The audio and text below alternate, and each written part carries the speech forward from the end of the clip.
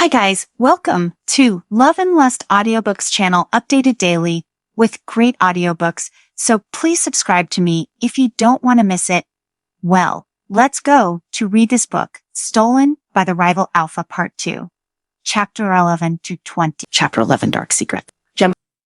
I didn't know whether to tell Raisa congratulations or oh no, so I just brought her into a hug. She stiffened. I quickly drew away. Her teary eyes went wide and her lips parted in shock. I didn't peg Raisa to be someone easily surprised by anything. When I asked nervously, "You haven't been hugged before?" She swallowed hard and whispered, "Not in a very long time."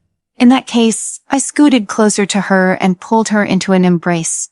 She was stiff for another moment before collapsing into my arms and sobbing into my shoulder. I rubbed her back, reminded of all the others I'd comforted. My own mother, Kari, Lynn, and even some of her younger siblings. It was such an intimate thing being someone's anchor. I take it. These aren't tears of joy. Raisa sniffed and drew back, putting on a brave smile and straightening her shoulders. Even distressed, she was poised. This news is overwhelming. She rested a trembling hand over her belly. I don't know what... Raisa, I said firmly, you don't have to explain to me if you don't want to. You've been the nicest and only wolf who has been nice to me. You've already saved my life. Let me help you now. Her eyes searched mine for something specific, and when she didn't find it, her perfect brows knitted together in confusion. Why would you want to help me? We don't know each other. She gasped in realization. I can't believe I told you I won't tell anyone, Raisa. It's your secret to tell, not mine. I laughed once humorlessly. How am I supposed to tell anyone? It isn't like I can go chat with Khan the Alpha. She quirked a brief smile. You're right about that. Listen, I want to explain what happened last night. Okay. She pointed a sudden finger at my face, sea glass eyes sharpening.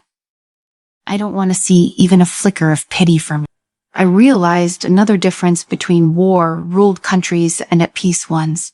The few Westerners I met lived on a thin line of survival and would do or say anything to keep themselves from falling. They couldn't show weakness or be seen as timid. It could be used against them as a way to abuse them. I assumed it wasn't always selfishness when they saw it as self-preservation. Putting even the smallest bit of trust in someone must be a big gamble. I may be a sheltered village girl, but my intuition was surprisingly good. I nodded, I promise. Raisa hesitated, still searching my face for some kind of hint that I couldn't be trusted, but finally she sighed. Each of us consorts has a designated day. Sometimes he forgets our names and calls us by that day. It's some kind of obsessive, fastidious fetish to only bed us on that schedule. I always wonder how he's not exhausted, F-trucking a different girl every single night, even when all he wants is an heir as soon as possible. Anyway, he never skips except when he's out conquering the rest of the world or whatever. Her candidness pleasantly surprised me. So quickly she dropped both acts I'd seen from her. Gone was the composed elegance. Gone was the cold indifference. He always makes sure there are exactly 7 females in his harem. When one of them is finally impregnated with his seed, he moves them out into the nursery wing on the 6th floor. No less than 2 weeks go by before another innocent girl appears. Raisa took a deep breath to continue. Marseille and Ayuna have been allowed to stay because Connor is apparently struggling to find anyone he finds appealing. What do they look like? Oh, that's right. You just met them. Mari's has gold hair, Ayuna's is red. My heart did a little jump. Then it was Mari's who judged me harshest. She wasn't pregnant, at least as far as I knew. But if she wasn't, she had assumed why I was here. She thought I was one of their replacements. Raisa's fervor cooled. You figured it out. I'm going to become just a day to him. I breathed in dawning horror. Yesterday was Ayuna's day and Connor won't bet her, so yes, you are her replacement. That is so sick. Raisa nodded once grimly. This is our reality? Connor was angry that I prevented him from betting you as a consummation of that. We argued. I told him you weren't ready to make him believe me. I let him have a quick go with me. Moon goddess, help us all. She let him theft Chucker just to spare me. Raisa, I whispered, my voice breaking. You shouldn't have. But I did. She interrupted, kindly cupping my face with her hand. I told you, we take care of each other here. It's nothing I'm not used to already. Besides, he was drunk, which makes things go faster. Drunker than I'd seen him sing. She withdrew her hand and cleared her throat since Arian died. But that's a story for another time. He called me that. Who was she? I surprised her once again. After a moment, she relented, his mate. She died giving birth to a son, Sora, who was stillborn. Sometimes he drinks to forget her. Sometimes he drinks to remember her. Either way, I'm there as her subpar replacement. It was jarring news. A monster like him had a mate.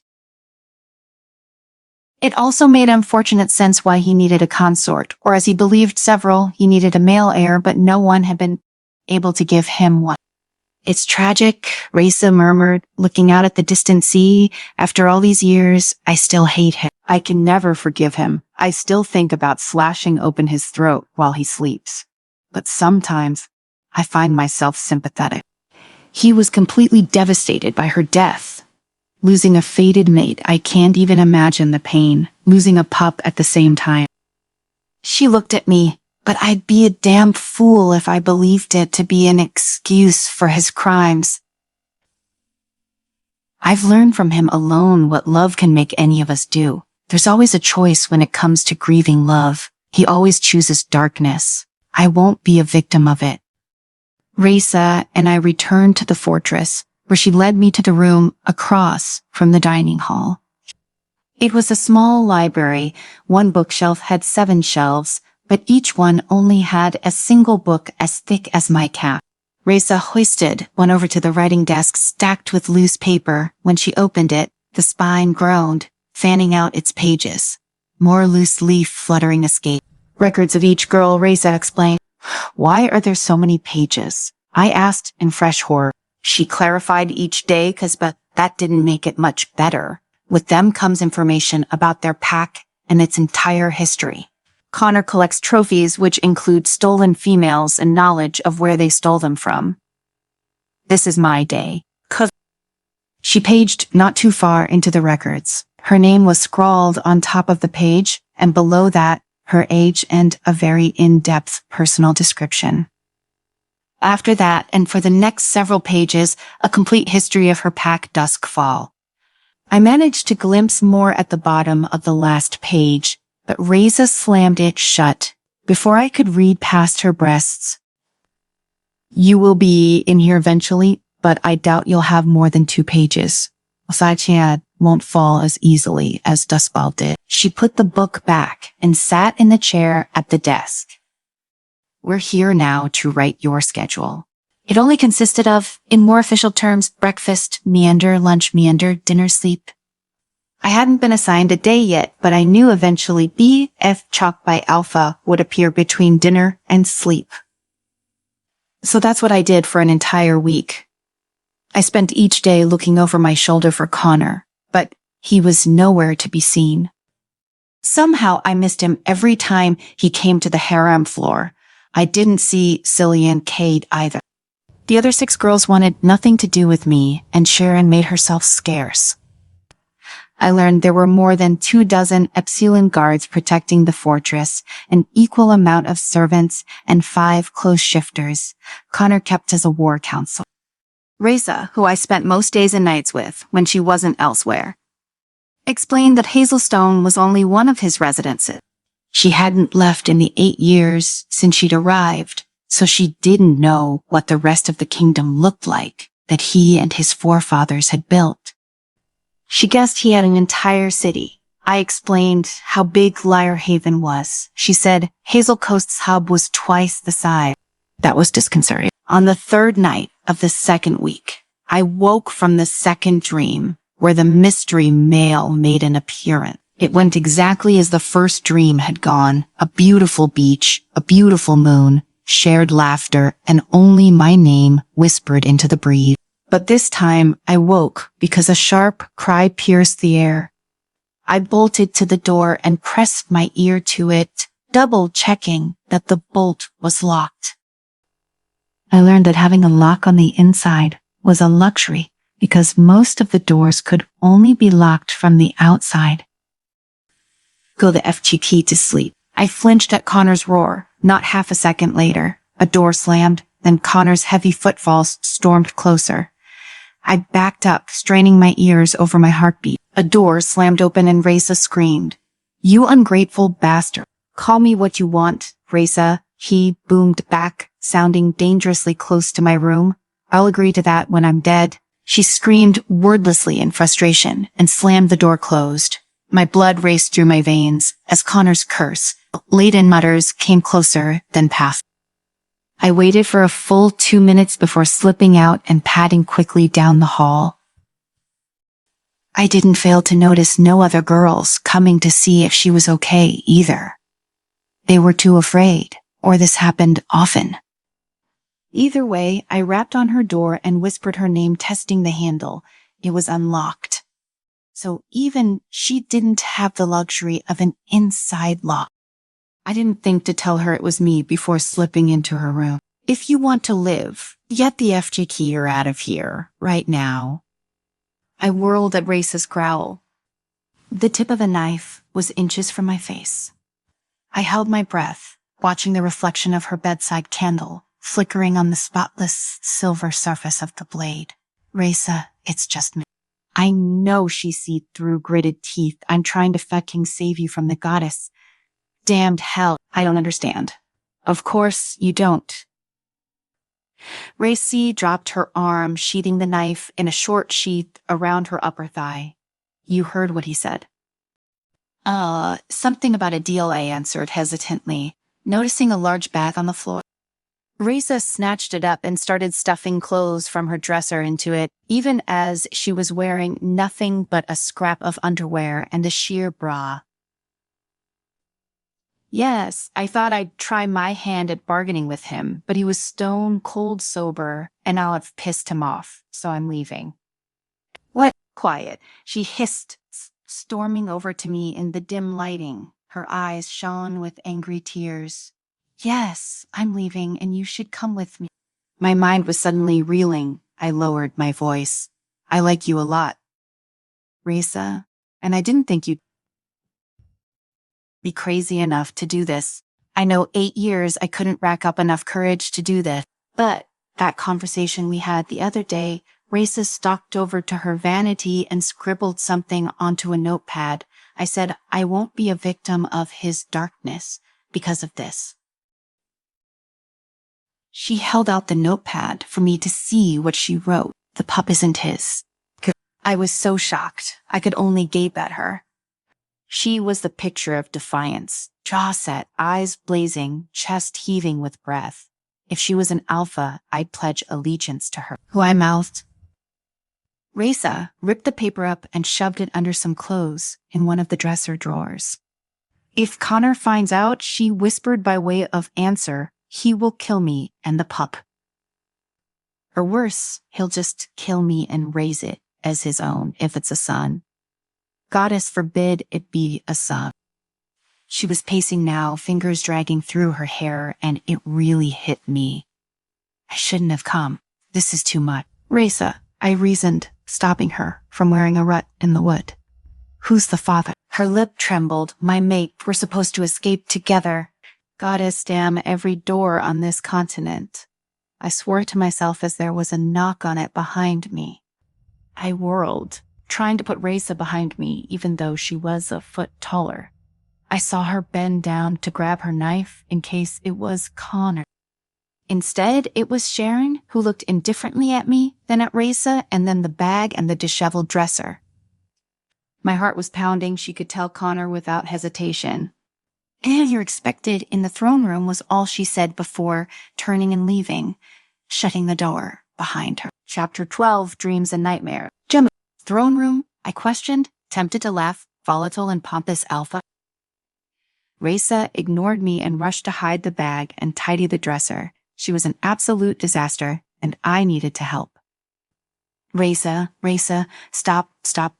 I walked into her path and caught her shoulders. I just noticed her smeared makeup and streaks of kohl down her cheeks. Let's just sit down, okay? I guided her to the vanity, gently pushing down on her shoulders to make her sit. I look like shit, she told my reflection, and I feel like I'm gonna throw up. The physician said, I'm already 2 months in, and it's odd that I haven't shown as many symptoms as all the other girls did. I helped her freshen up, taking off her makeup and drying her eyes to make it look like she didn't lose all her composure. She let me do it all, despite my inexperience, and by the time I decided it was good enough, which wasn't much time at all, since I assumed going to this throne room wasn't just a casual summoning, she smiled. And the actor and her lovely mask had returned. Elegance restored. Raisa tucked a strand of hair behind my ear. Thank you, sweet. I can't believe I just showed the pathetic part of me. She laughed breathlessly. I beamed at her despite everything. We're all a little messed up inside, right? She gave another laugh and took my hand tightly in hers, I suppose. So come. We wear our brave faces now. But I planted my feet and whispered, Raisa, do you mean it? Are you really going to try and escape? You said it yourself. How many guards there are?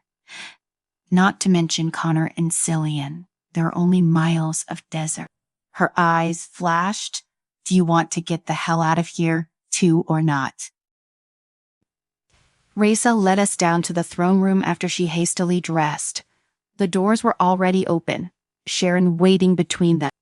She walked ahead of us and gestured to the girls, all still in skimpy nightgowns already lined up facing a ridiculously large and ornate throne atop a dais. This grand room I had no interest in taking in. My mind was still occupied with what to say to Raisa's question. Sharon moved to the left side of the throne, dwarfed by its size, looking quite plain compared to the shining gold and black velvet. All of you be quiet. She snapped when two of the girls murmured to each other. Raisa and I tacked on to the end of the line. It was utterly silent, but for mismatched heartbeats and fluctuating lungs. I started to hone in on specific sets, but realized I only had to categorize 2. The harem girls' breathing was fast and shallow. Terrified, and the 6 Epsilon lining each of the 4 walls of the room, steady as could be. Dread was starting to make my legs tremble. Why would Connor summon the harem and 24 guards in the dead of night? What is going on? Raisa demanded, where's the alpha? Sharon's eyes flashed, and she curled her lip, but didn't get the chance to snap back when the doors burst open, banging all the way to hit the walls. All the girls flinched and whimpered, the 2 pregnant ones hiding behind Raisa as Cillian strode in, his smug face splattered with blood. Behind him, several guards were jostling and grunting as if they were trying to control something. Suddenly, my chest tightened. I felt something loop itself around my heart and cinch tight. I pictured it as a ribbon, and once it was tied, I felt the rest of it start to tug, gently at first, but then it was insistent, as if it was trying to pull my whole body forward. The dread in my veins was replaced by a kind of anticipation. I felt poised to move instead of wanting to stay rooted to the floor. I wanted to give in to the tug of the ribbon and follow it to its other end, to the someone tied to its end. Cillian moved to the right side of the throne, eyeing the harem hungrily as he swiped the back of his hand across his face to smear the blood. But I couldn't care less about him, nor even Connor as he shoved himself through the struggling guards. He looked murderous. He was smattered with blood as well, but it looked like he had smeared his hand across his face, its pattern vaguely resembling an entire handprint. He didn't make any eye contact with the harem even when they whimpered and flinched again as he stalked up the dais to his throne and sat, crossing one leg over the other, leaning his elbow on the armrest. He erratically tapped his fingers on it. Nothing happened for 5 seconds. Without warning, he exploded. What the F2 are you idiots waiting for? Bring him in. The Upsilon struggled to bring him through the doors for only a second before hauling him in, pitching a body onto the ground with a chorus of grunts. He was a tall, broad male, and he landed ungracefully, barely catching himself on his hands and knees with an echoing smack before falling flat on his face. He coughed and spit out blood onto the marble floor and muttered out. I felt like I was on the edge of a cliff, and the rock was threatening to crack to pieces and collapse, plunging me hundreds of feet into darkness. My heart, the ribbon still wrapped around it, lurched into my throat to constrict my airflow. I felt something else stir within me, something warm in the center of my body just below my ribs. The male's head suddenly jerked up. His eyes found mine within the instant. I expected the cliff to crumble and plunged me into the unknown. Instead, the cracks sealed and I felt steady and safe because it was him, the male from the ground in Nieberg. The one who appeared in my dreams on the moonlit beach. Those times he hadn't been covered in blood and dust. He didn't have a busted lip or a swollen eye or claw marks shredded through clothes and flesh across his chest. Despite him looking like shit, his gray eyes were clear and bright, wide as he took me in. He breathed, barely audible. The ribbon stopped tugging. He was the someone on the other end. Connor's booted foot slammed into his back. He grunted and collapsed. The crack of bones sent a bolt of lightning through me, and I stumbled in place. Reza grabbed my wrist. No, I heard her whisper quiet enough that only I could hear. My lovely consorts, Connor announced in an exaggerated sigh. Have you ever seen a shifter with white hair before? None of the girls answered. Not even Reza. His gold eyes flashed, and he roared. Speak up. No, all of the girls bleated, except Reza. No, of course not. Connor growled in satisfaction, grinding his heel into the male's spine. He groaned in pain. Reza squeezed my wrist tighter. Do you want to know why? Why asked 6 trembling voices. Because I killed them all, or so I thought. Shame on me. I thought I was more thorough.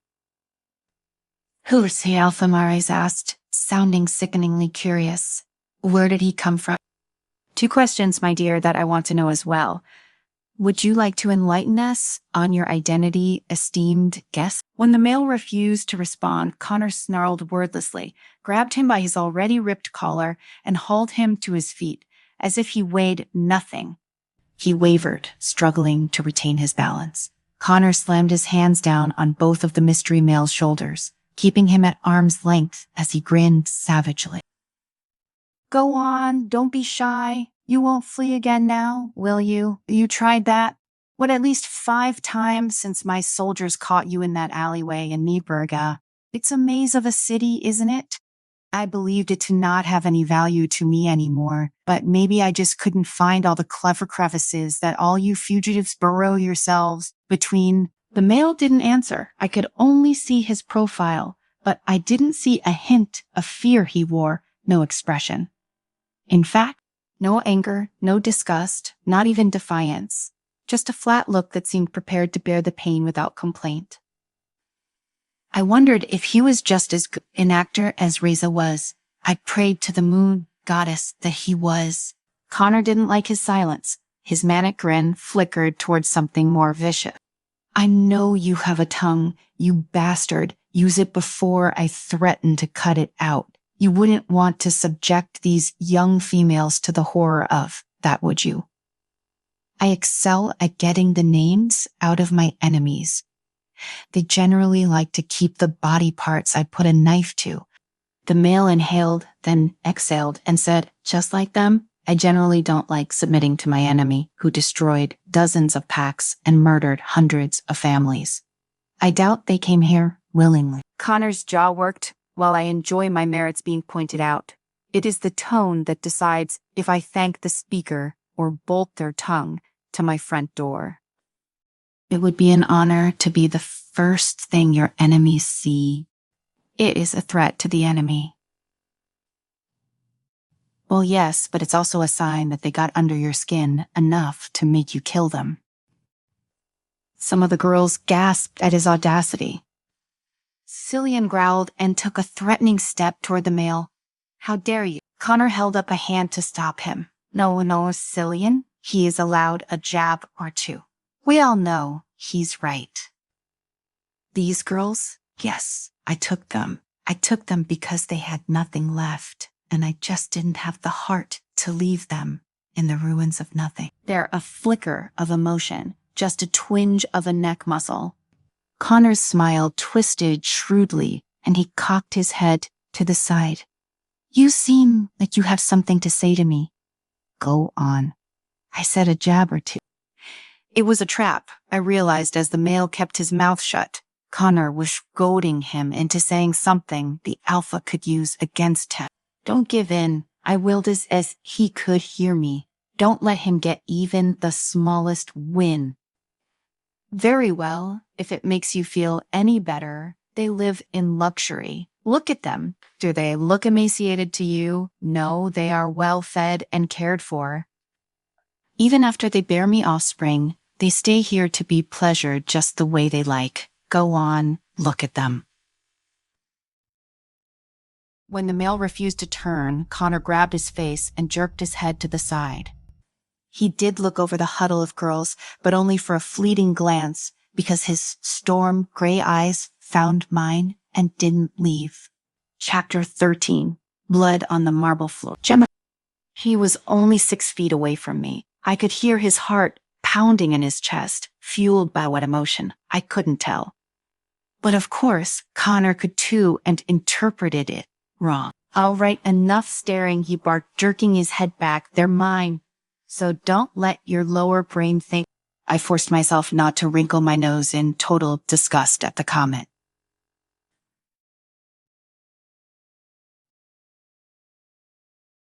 It was like dramatically. I like to address my prisoners by their birth name. Darian works for now, the male said. My body tensed further. Raisa was squeezing my wrist so hard it hurt, but I knew if she didn't keep me in place, I would do something stupid. Connor looked and sounded crazed, breathless, as if excited. Have you ever heard of the kingdom of Moonwake, Darian? And Darian didn't react. Connor slapped Darian so hard that he spit blood when he cracked his neck to the side. Raisa pulled me back just in time to avoid it splattering me. Do not call me that, you filthy mutt, Connor snarled. Darian, his hands still forced to be at his sides, had no choice but to let the gushing blood run down his face and drip onto the floor with little patterns like raindrops. The acrid smell of it started to fill the air and burn my nose. What can I call you then? He rasped. I thought you wanted intimate. The beast's jaw worked again. I heard his teeth grating together. Alpha will more than suffice. Now answer my next question. With the state of your body in mind, I don't mind hitting hard enough to knock out a tooth or two. I can add it to my collection. My gaze went to the bands of canines strung together on his upper arm. What do you know about Moonwake? Not enlighten my girls, especially this Eastern Sea lover. Darian glanced at me again, but this time only a safe second before looking back at Connor. It was the greatest pack in the West. An objective opinion, Connor mused. I certainly didn't think it deserved to be. Why is that? Asked Darian casually. I noticed you call it a kingdom, not a pack. Is Hazel Coast not considered a kingdom yet? Connor scoffed a laugh. Semantics are my favorite topic for the smoothness of the conversation. Sure, let's refer to it as that to appeal to your inflated ego. Clearly you were a fan. You know, those pacifists had naturally white hair, quite like yours, coincidentally. What a coincidence, indeed. There were a lot of outlying packs that did too. Snowkeep, perhaps. Do you remember them before the second? Connor quirked his head in thought. I might have heard of them. I can't remember if that was me or just a name I heard when Cyrus went on a rampage in that area. All the conquering over the many years, all the names and places start to blur together. So I would like you to refresh my memory. Who was the alpha of Moonwake? Darian mimicked Connor's thoughtfulness.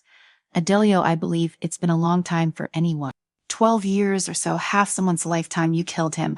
I'm pretty sure his entire family, him, his Luna, and his, 5 pups. 7 offspring, Connor corrected snappishly, and several have escaped those same violent deaths. So as you might have already guessed, I have reason to suspect you are what they have been calling the Lost King, because one of the last surviving members of the Leviana dynasty. The Lost King, because that's an admirable name. I would love to be dubbed that. Unfortunately, I lack the skills of a leader. My parents having been born humble and poor. I'm a brother of 2 sisters who perished under your rule as well. Darian's voice suddenly darkened. Their throats were torn out. A favorite punishment of yours. How tragic. But how do you know it was me and not that bastard Cyrus? He sharpens all of his teeth, if you didn't know. A bit of a savage, don't you think? He could have easily. If you know your rival so well, interrupted Darian, his death signature is a slashed throat. Ironic, don't you think? He was the bravest wolf I'd ever seen. I realized, reeling from his death wish by sarcasm. Who else in the East or West would stand up to Connor Herrick, much less speak so flippantly and live longer than 2 minutes, and seemingly having held his own against not just Connor but Cillian too, based on their bloody faces? He was walking on such a fine line. Connor had kidnapped and brutalized him instead of killing him.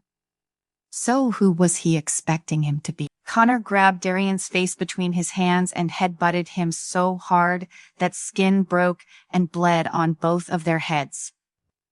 He released Darian, and when he prodded the new injury with a clawed forefinger, Darian cried out and fell to his knees. I felt a bolt of lightning forked through my heart, fraying the edges of the ribbon around it. My lord, the other girls flinched at Race's sudden command. Release us from this barbarous nonsense. It's not good for the Soon mother. Connor stood there panting and bleeding. He whipped his head toward Reza so fast, I heard her heart lurch. But her expression remained steadfastly firm. His blazing gold eyes flicked down to notice her holding my wrist, then up to meet my face. Lingering for a moment, I made sure to keep my gaze on him, and not on Darian curled in a ball on the cold, bloody marble, then to Reza, and then to the line of harem girls, trembling. I heard sniffles. Some of them might have been crying. Connor showed no hint of remorse. I doubted he had a single fiber of it in his body. He blinked as a trail of blood made a thin streak down his temple. None of you want to see this traitor's true identity. You don't want to know if he is the enemy I have been chasing for the past decade. Connor took 2 storming strides toward Reza, who merely lifted her chin in faint disgust when he stopped with 2 inches between their faces. You don't want to watch me break him. If you do, I would consider your proposal. Reza's heart skipped a beat again. She hesitated. That meant she considered it. Whatever this deal she wanted to make with Connor, one that was her breaking point to escape Hazelstone. She was desperate for it. She merely said, I will stay. Let the girls go. Connor's smile was bloody too. Agreed. The rest of you out now. They didn't need to be told twice as the others fled out of the open doors, back into the safety of their room. I belatedly realized that I was technically one of the rest, and even though Reza shoved me from behind, I forgot to move. Connor was quick to snap his gaze at me. You want to see how I torture my enemies into getting what I want? Gemma Brooke. Darian collapsed onto his side with a pained grunt. See, Connor chuckled darkly, still holding my gaze. I'm already making headway. You seem awfully pale, Easterner. I hope you do not have a weak stomach.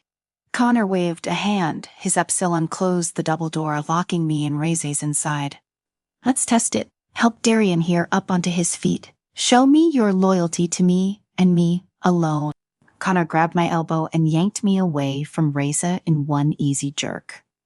He ignored Reza's gasp of protest. I'm a bloody... And pull with your legs, not your back. I can't have you injured. I'm going to bed you before lunch tomorrow. My mind was chanting, no, no, no, no, intermingled with every swear word I knew.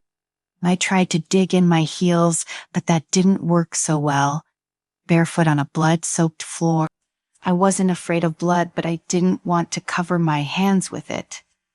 That would have been my hesitation in a normal situation.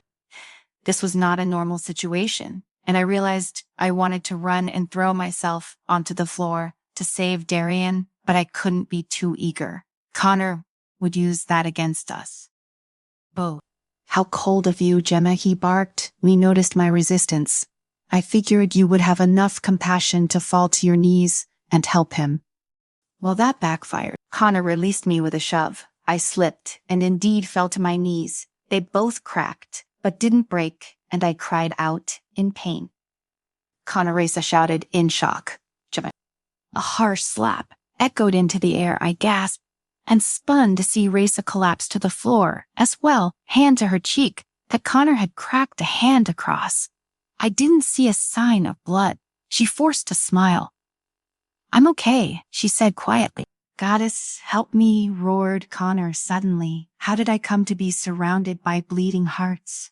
Oh, Reza, I expected you to have lost your compassion years ago.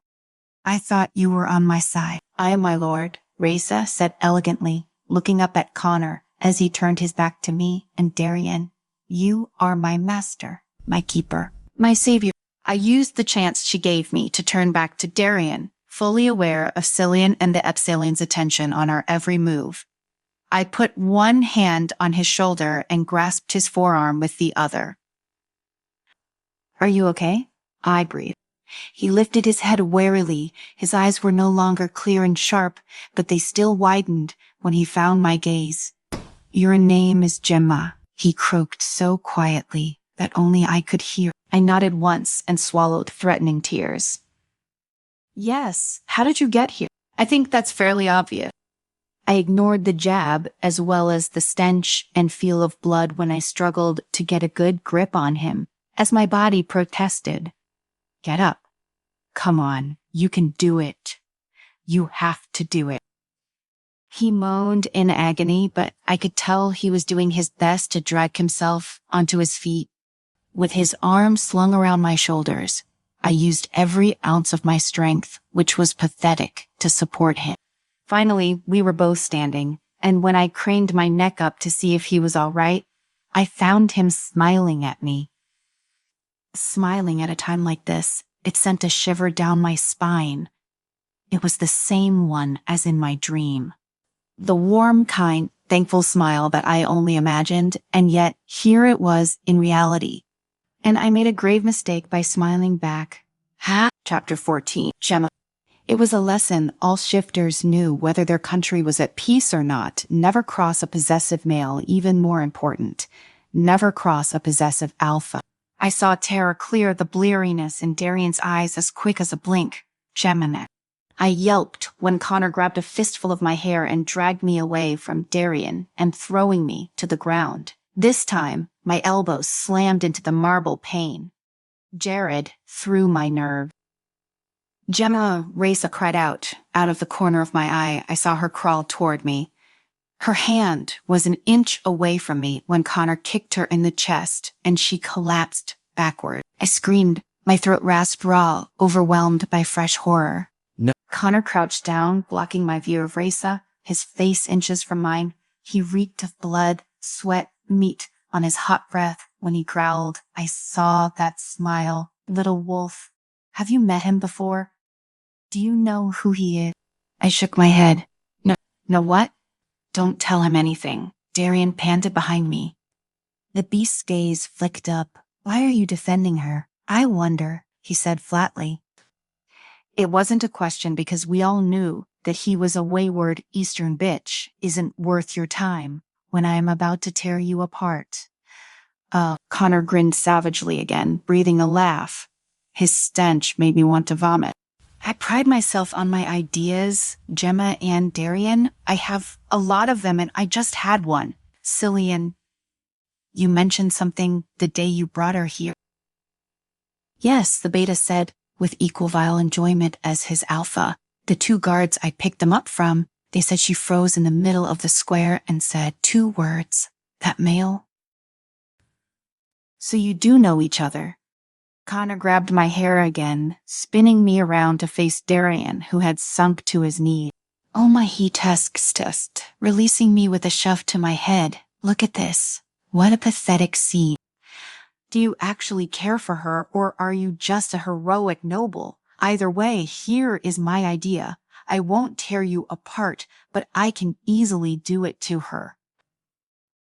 There was a 3-part chorus of no. Do you hear that? Cillian laughed. Connor, the beta echoing it.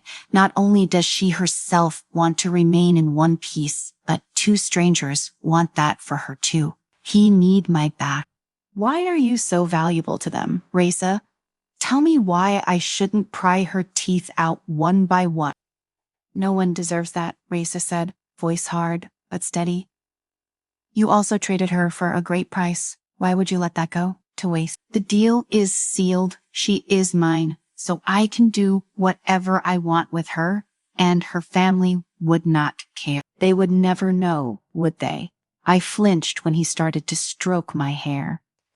Darian stiffened imperceptibly. Connor knelt to whisper into my ear. You have been wondering that, haven't you? You're wondering why you rather who you are impersonating. I'd be happy to tell you, but only if our guest here cooperates. I'll start off easy, he said, louder, jerking to his feet. Darian, tell me why you don't want me to pull out her fingernails one by one. What is she worth to you? Darian's jaw worked as he deliberated what to say. I didn't want him to incriminate himself. I really didn't know who he was. I shamed myself for wanting to know, but I didn't want him hurt. Moon goddess, smite me for my selfishness. I didn't want to get hurt either, and I did want to know what deal he made with Havlith in exchange for. I just crouched where I was, shivering with terror, searching Darian's face and wondering why the hell his heart was wrapped in my ribbon. Go on, Connor goaded. Don't be shy. You were awfully chatty earlier. Let's not forget that smile. It was, and correct me if I assume, the kind of smile that only lovers share. I forgot how to breathe. Darian's chest stopped heaving. Lover. Connor moved faster than Darian could react. He grabbed his face in his hand again, giving him a harsh shake. I held back my unbidden whimper. She is mine, he snarled. Darian flinched. She's fucking mine. So keep your damn eyes off her, or I will claw them out. To my horrified incredulity, Darian smiled manically and rasped, your obsession with body parts seems very unhealthy. Connor. Instead of exploding, Connor only snorted. We all have our addictions. Do you have one? You also seem like you were distracted easily. Let's leave the girls alone and talk somewhere more intimate like you. But I had no idea how he was suddenly so calm. I like that suggestion, Teresa said, abruptly at my side, slipping her arm around my back and under my arms, carefully hoisting me to my feet. Reza, no, I breathed, but I stopped myself when I felt something cold and sharp scrape against my lower back. Its edge threatened to slice my skin as Reza tucked her knife into the waistband of my underwear. No one, not even Cillian or Sharon, seemed to notice. Connor didn't look away from Darian. I do not consider you stupid. Reza, didn't you hear what I just said? That Easterner is my leverage to finding out if this ugly bastard is the lost king I have been hunting for the last decade. You should take a break, my lord, Reza reasoned, voice shifting into a velvety crone. You must be exhausted, and clearly this traitor can't think straight. Don't you want you both to be at your full strength? Weak minds make for weak interrogations. You told me that yourself. Connor didn't respond, but he seemed to actually be chewing on Reza's suggestion. She continued. You also told me the best way to break a male is to F Chikak. the female he cares for. I tried to whirl on Raisa in disbelief, but she held fast, keeping me facing forward. Are you crazy? I hissed. Certainly not crazy, Connor purred, releasing Darian with a shove. Raisa dear, see, I told you that you weren't stupid. What great ideas you have. His burning gold eyes flicked to me. The black pupils widened in piqued interest. That can serve multiple purposes. Yes, we can all rest, even bathe this filth off. Yes, it would demoralize any male's will if another took his female. It is a perfect opportunity to consummate her entrance into my harem. Connor tilted his head, crooking a knuckle under my chin to examine my face. You're pretty, I suppose. Just don't look at me while we do it. Blue eyes unnerved me. Like a wave, taking a shell back into the sea, my fear gave sway to anger. It simmered in my blood and was quickly coming to a boil. Cillian Connor ordered loudly, douse the mutt and give him something for those ugly wounds and throw him in one of the cells. It's no rush. I plan to take my time with her. I contemplated snapping at his fingers, stroking my cheek, but no, I had to bide my time. I knew why. Raisa had given me her knife and offered me up to Connor. We take care of each other here. She had told me she didn't want revenge for her father, but killing Connor would still be satisfying. Be a wolf, be an actor. I focused on my fear and made it a mask, just like Raisa would, and breathed. Please don't. Don't 'cause what? Scoffed Connor. Get what I want. No one can stop me, she-wolf. No one has even tried. I kept my back straight to hold the knife where it was. Come on, he barked abruptly, grabbing my upper arm and ripping me away from Raisa's support. He stalked toward the doors that his upselling pushed open. I'd better not see a single new mark on him by the time I get back. I stumbled to keep up with Connor's stride, tripping over my own feet. I tried to look over my shoulder as Darian started to snarl curses at the alpha. Leave her alone, he roared. She's innocent. I'll talk, just... I flinched at the sound of the wet, thick punch. Someone landed on Darian, silencing him as he was knocked unconscious. The ribbon around my heart cinched painfully. Just ignore him, Lady Brooks. By mid-afternoon, he should be dead. The last thing I saw as the double doors closed behind me was Raisa's terrified face and her lips mouthing the words. Do it. Do it, kill him. The beast half dragged me all the way to the Overlook without a word. I didn't want to give him the satisfaction of a single noise from me, even when he shoved me onto my back on the chaise. It was the dead hours before dawn. The sky was a deep blue with a gradient of rich orange, soft and picturesque, the sea still and undisturbed. An entirely different atmosphere than the one on the other side of the glass. I gritted my teeth to stop from yelping when the knife dug into my flesh, but that was quickly forgotten about when Connor loomed over me, the chaise wide enough to accommodate his knees on either side of my waist and his hands braced by my head. He trapped me in the cage of his body, and I felt suffocated in it. Remember, Connor murmured, eyes raking me up and down as if I was already naked. This is what you are here for. It's why you came to protect your cousin. Was it? I swallowed hard. How did he know? Very selfless of you. Connor started to lower himself, his face coming closer until I went cross-eyed. Close your eyes. She-wolf, whatever I do to you, it will be a pleasant surprise. I doubted that I was stricken still, mind flying faster than a train torn between the fear of what he would do to me. Now that we were alone and angry, determination to take control of the situation and end this once and for all. I closed my eyes, but once his lips brushed my chest, I opened them and stared at the dark ceiling. I curled my fingers and toes, but it was far from arousal. Could I do it? Could I try to kill Connor Herrick, the war ruler who decimated most of the West? I doubted a tiny knife could bring him down longer than a few seconds. if I even managed to leave a mark on him at all. All it would be was another scar lost amongst all the others. I choked a gasp when his hand grabbed the collar of my short nightgown and ripped it clean off. My bra clasped in the front. He unhooked it deftly and tossed it aside. He lowered himself further, pressing his pelvis to mine, his face now buried between my breasts as he skimmed, lips, teeth, and tongue down my sternum.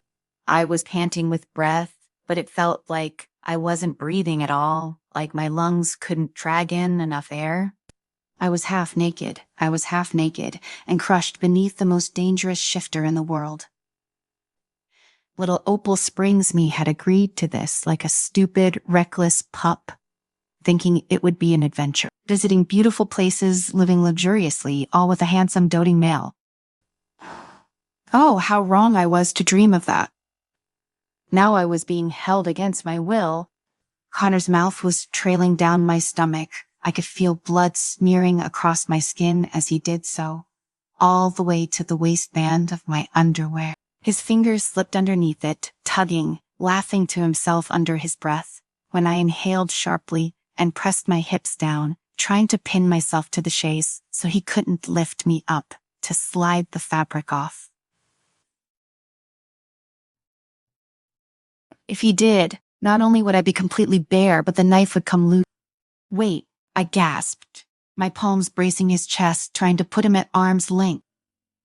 What? Connor snarled, but he did stop to wait.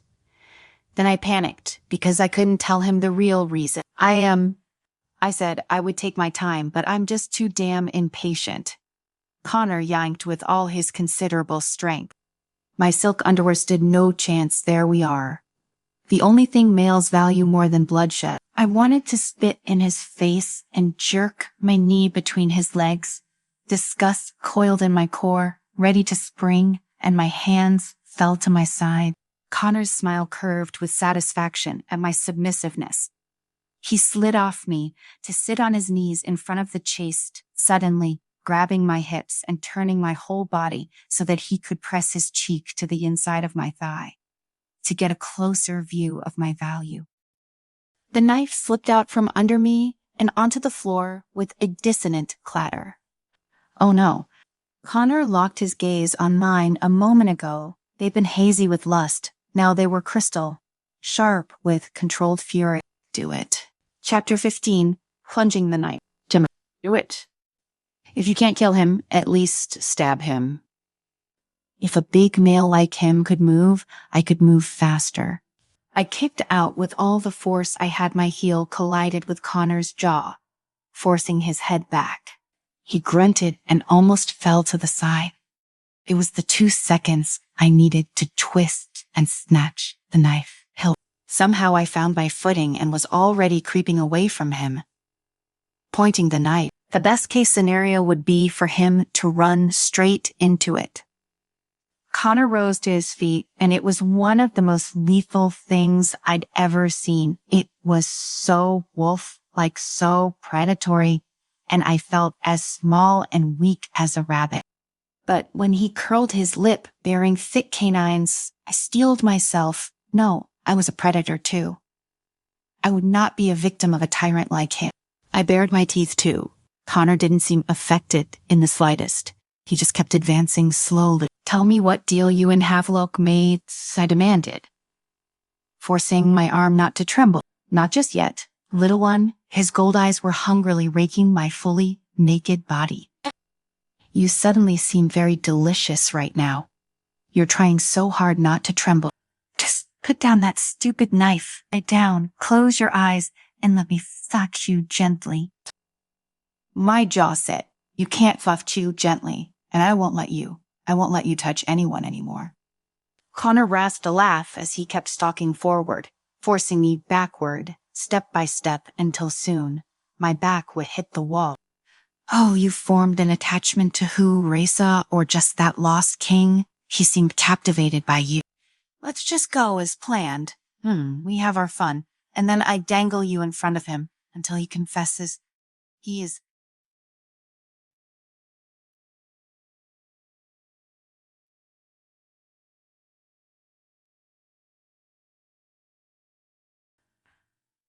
I don't care which one. It would be excellent if he was the alpha and I could finally crush any hope of Moonwake ever rising again.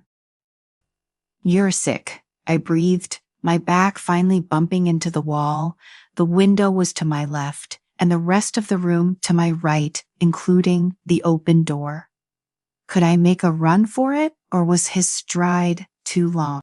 What else is new? He laughed roughly. You look crazy. I've heard that before, too. Try again. Your chi is small. At that, Connor halted and straightened. I sucked in a breath. That statement had likely signed my death sentence.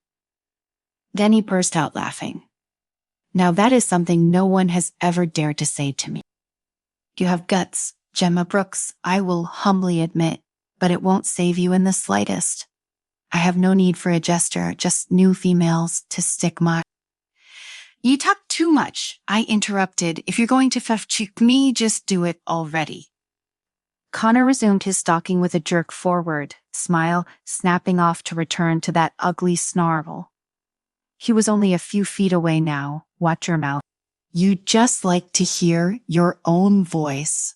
I'll tell you, it's not pleasant for the rest of us to hear. I had no idea where this idiotic courage was coming from. If you wanted to call it that. All I was really doing was making things worse for myself. The more I insulted him, the more suffering I would endure. But I wouldn't let it get that far. I have just decided, Connor growled, that you are not worth the trouble. The beast lunged. I ducked and swerved, adrenaline making me fast enough that he didn't expect it, and nearly collided with the wall. With all the strength of my combined fear, fury, defiance, and disgust, I plunged the knife down as hard as I could.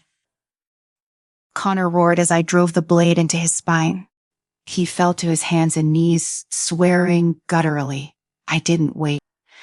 The moon goddess must have given me luck because there was a cotton blanket tossed on the back of the chaise. I snatched it, already running as I wrapped it around me. My bare feet pounded on the floor as I bolted down the empty hall. I had no idea where to go first, but I decided to risk it all and climbed the staircase to the harem floor.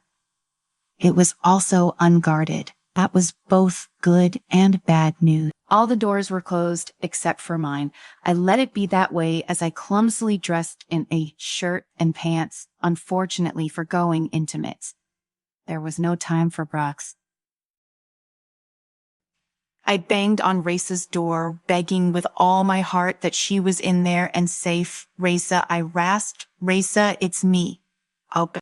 Her door yanked open, and I stumbled inside, finding her wielding another knife as she closed it behind me and shoved her vanity table in front of it. What happened? She demanded, sheathing the knife. It was now over her jeans, half hidden by an oversized shirt. She had her satchel, much smaller, now slung over her shoulder. I stabbed him in the back. She went ramrod straight and stared at me with her mouth parted slightly. Literally. I laughed breathlessly. Don't sound too surprised. Where exactly? All the way to the hilt. She gasped and scanned me, grabbing me by the shoulder and turning me around.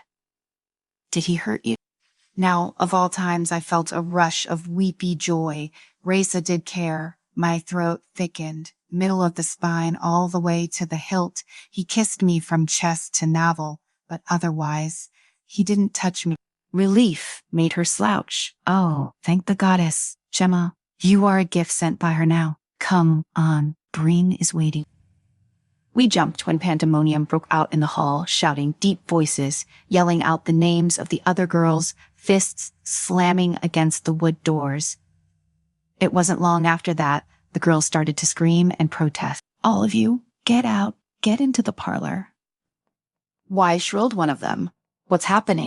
Shut your mouth. The guard's voice was followed by a slap and a yelp.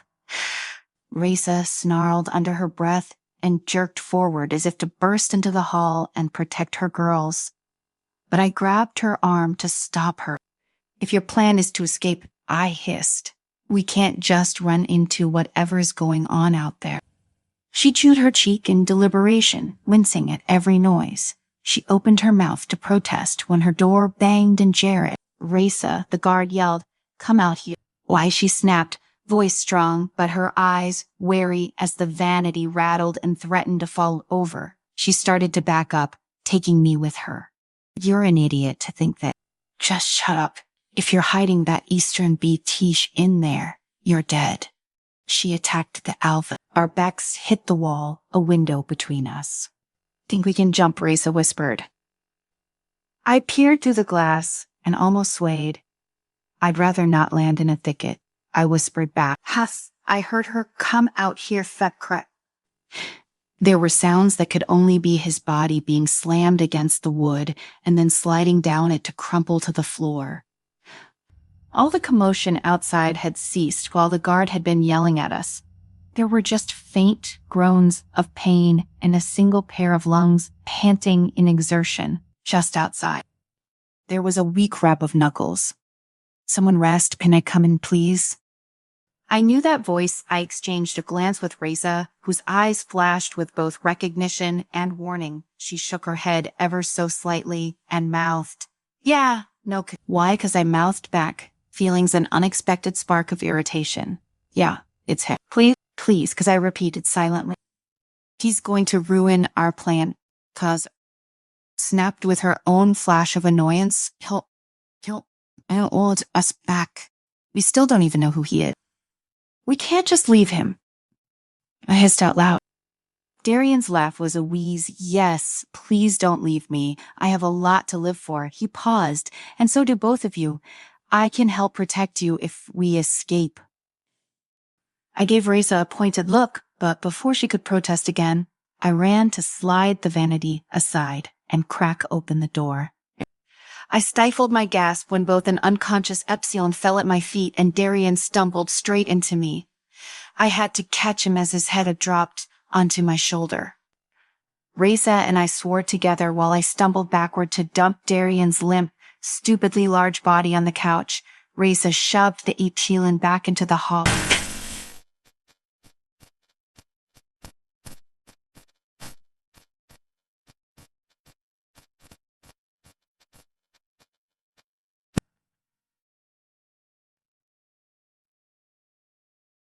I wasn't known for my grace.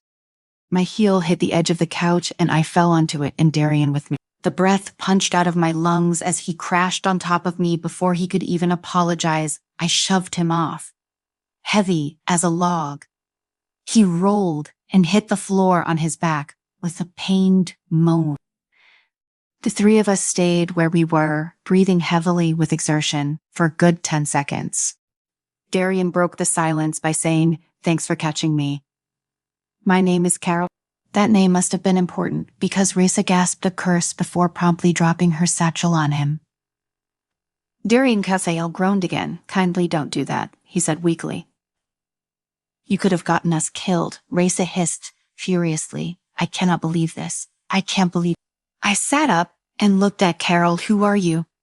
It was apparent that he didn't have enough strength to push the satchel off himself. He just lolled his head to the side to meet my eyes. "The lost king Connor's been searching for." Kael's voice dropped to an odd whisper. "I can't believe I found you." Gemma, Kael said automatically, "I can't believe you got kidnapped." He wheezed a laugh. "I was trying to find my brother.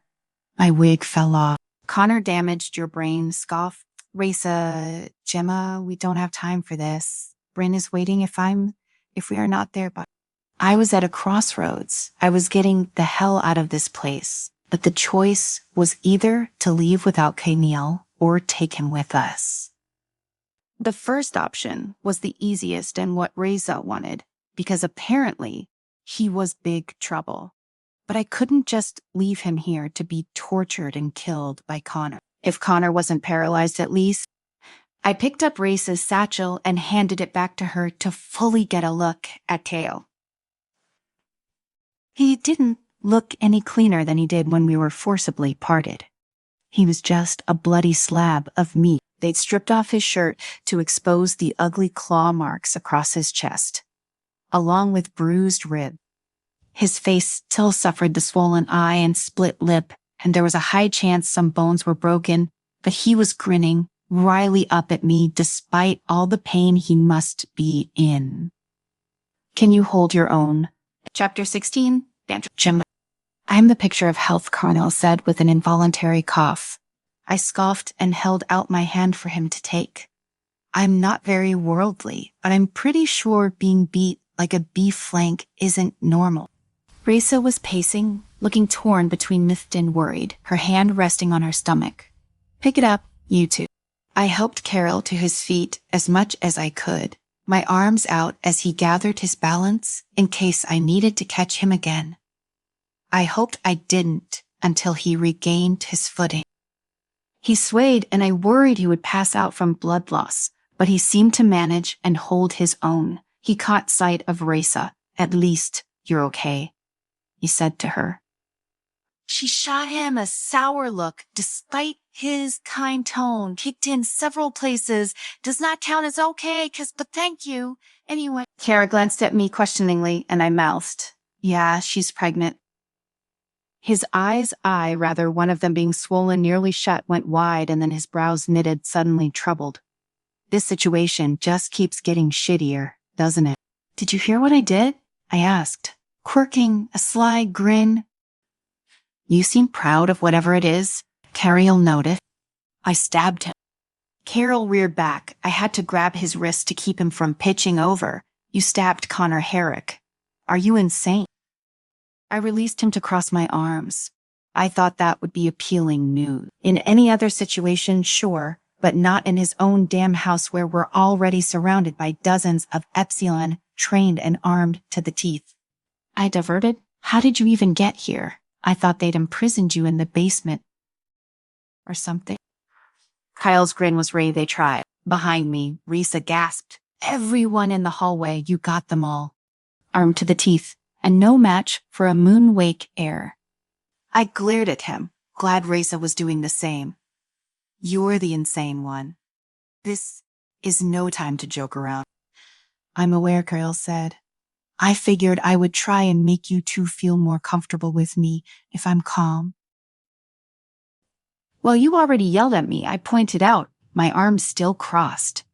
So instead of gaining our trust, you just have two angry females. Females are much more dangerous than males. Damn right.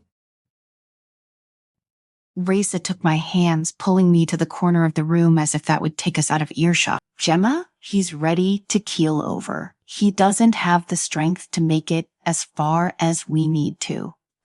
Where are we going? Asked Kael loudly. These wounds aren't as bad as they look, I promise. Raisa's flat look at me was intended for Kael when she said his wounds look infected. If they're not, they will be once he gets sand and dust in them. I'd rather have infected wounds than be dead, wouldn't you? Stop provoking, I snapped at him. I thought you were brave. Now I just think you're cocky. I clapped my hand over my mouth, but it was too late. Raisa sighed and had to walk away from me as Kael's face, as brutalized as it was, lit up with delight. You think I'm brave? Bravery can get you killed. I diverted again. Raisa, let's just go. He can follow if you want. Works for me. Raisa slung her satchel over her shoulder and sighed at it. What little belongings I had. I shoved the vanity away from the door and pressed my ear to it. There were only the unconscious guards, weak breathing and heartbeat. I glanced over at Kael, who really looked like he could pass out at any moment. How did you take out so many? He shrugged and then winced. Adrenaline rush, desperation, the desire to find you. I grated my teeth. I hate pandering. Admit it. You wanted enough. Raisa hissed. Stop bickering like pups. We need to get to the first floor. There's a dumb ladder we can squeeze into one by one into the kitchen where Bryn is waiting. It won't be the first place to look for us. Any objection? I shook my head, catching Kael doing the same. I was doubting my want to help him. Fantastic. Let's go, stick close, and don't do anything stupid. That goes for both of you. I faked defense. I'd never do anything reckless. You stabbed the most dangerous shifter ever, Kael pointed out unhelpfully, limping over to me. I'd say that's pretty reckless. Of course, I may or may not have bitten off Cillian Cade's forefinger.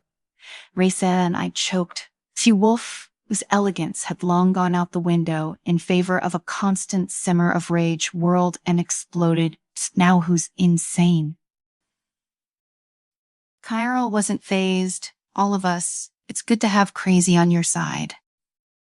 You know, I can fend for myself, which lends to the fact that I can defend you too as well. You seem to keep forgetting you're likely bleeding out. I refuse to die out of spite. Raisa rolled her eyes and growled wordlessly, yanking open the door and kicking the coming to Epsilon hard enough that he went limp. The other guards were stirring. There were only 5 others, even though it had sounded like a lot more. The girls' doors were open, but the parlor's was not. Raisa rushed over and rapped her knuckles to it, hopping over bodies as graceful as a dancer. Girls, it's me. Don't open the door for anyone. Stay until Selving comes. You can trust him. And this is goodbye. There was a shrill chorus of what? Raisa rested her forehead on the wood. Her voice was thick. I'm getting the hell out of here. The last thing I want to do is leave you girls. Why are you leaving then? Yeah, Ayuna demanded. Because I'm a selfish bitch. That's why, Raisa said, harshly. I can't stay any longer. Goodbye, girl. They banged on the wood and shouted and swore, but Raisa plowed forward, stopping at the end of the hall to press onto the wall with her fingertips. A square sank in and snapped up to reveal a big metal square. Without waiting, Raisa climbed into it. She pointed at me with tears glistening in her sea glass eyes. You first. She gave the middle finger to Kael. You laughed. The elevator slammed shut and the sound of metal scraping faded gradually. I picked my way around the bodies of the Epsilon. There were 6 of them, and only some seemed just unconscious. Others had blood coating their throats entirely red. My heart clenched this time. It wasn't the ribbon drawing me to Kael. I whirled on him, too afraid to listen for other heartbeats. Did you kill them? I demanded. Kael looked around as if seeing the gruesome scene for the first time, and then held up both of his hands for me to see. He half shifted his nails into claws. I didn't scratch too deep. I recoiled. What in the goddess's hell is wrong with you? He wiped his hands on his pants, which weren't in much better shape. When you're on the run, he said, his voice suddenly dead. Serious. You do what you need to do in order to survive. Trust me, I take no pleasure in hurting others. It's the opposite of what an alpha, a good, true alpha, is supposed to do. That made me feel only a fraction better. So, you're exactly who Connor thought you might be. He dipped his head. Alpha Kael Liviana of Moonwake, at your service unofficially, at least. I had learned about the most influential pacts in the West in my studies, so I had heard the name before, but never paid close attention to it.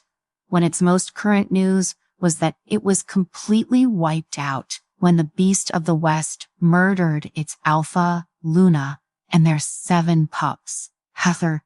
Unofficially, I repeated dubiously. I am the second youngest of all my siblings. My oldest brother, Kitron, was supposed to take the title, but Kael cleared his throat. He sacrificed himself, so my other 2 siblings and I could escape with my father's beta and his family. So Moonwake isn't extinct. The place is. Kael paused, but the shifters aren't. Metal clanged, and the dumbwaiter rattled back into place, its hidden door sliding up with a bang. I winced, hoping it didn't attract any attention. It was odd enough that no other Epsilon were storming the hall. I climbed into the trembling thing and felt far from safe in it. Kael limped over and quirked another sly grin. Once you get down there, don't leave without me, will you? I mimicked it, if your ass can keep up. His eyes flashed with delighted surprise, but I shut the dumbwaiter before he could respond.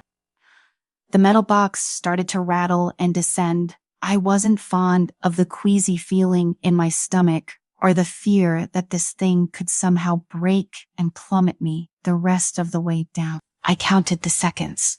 Blessedly, It only took a minute and a half before it shuddered and came to a stop.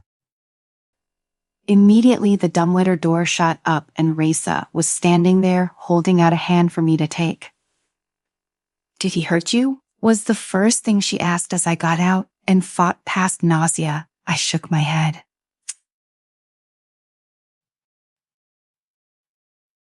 While Raisa sent the dumbwaiter back up, I managed to smile at a handsome male with dark brown hair and emerald green eyes. I blinked mine. He shed his servant's uniform for a plain shirt and pants, but he was the same attendant who I found peeking around doors to announce various things. He grinned, and it was the kind of smile that made you feel like everything was okay.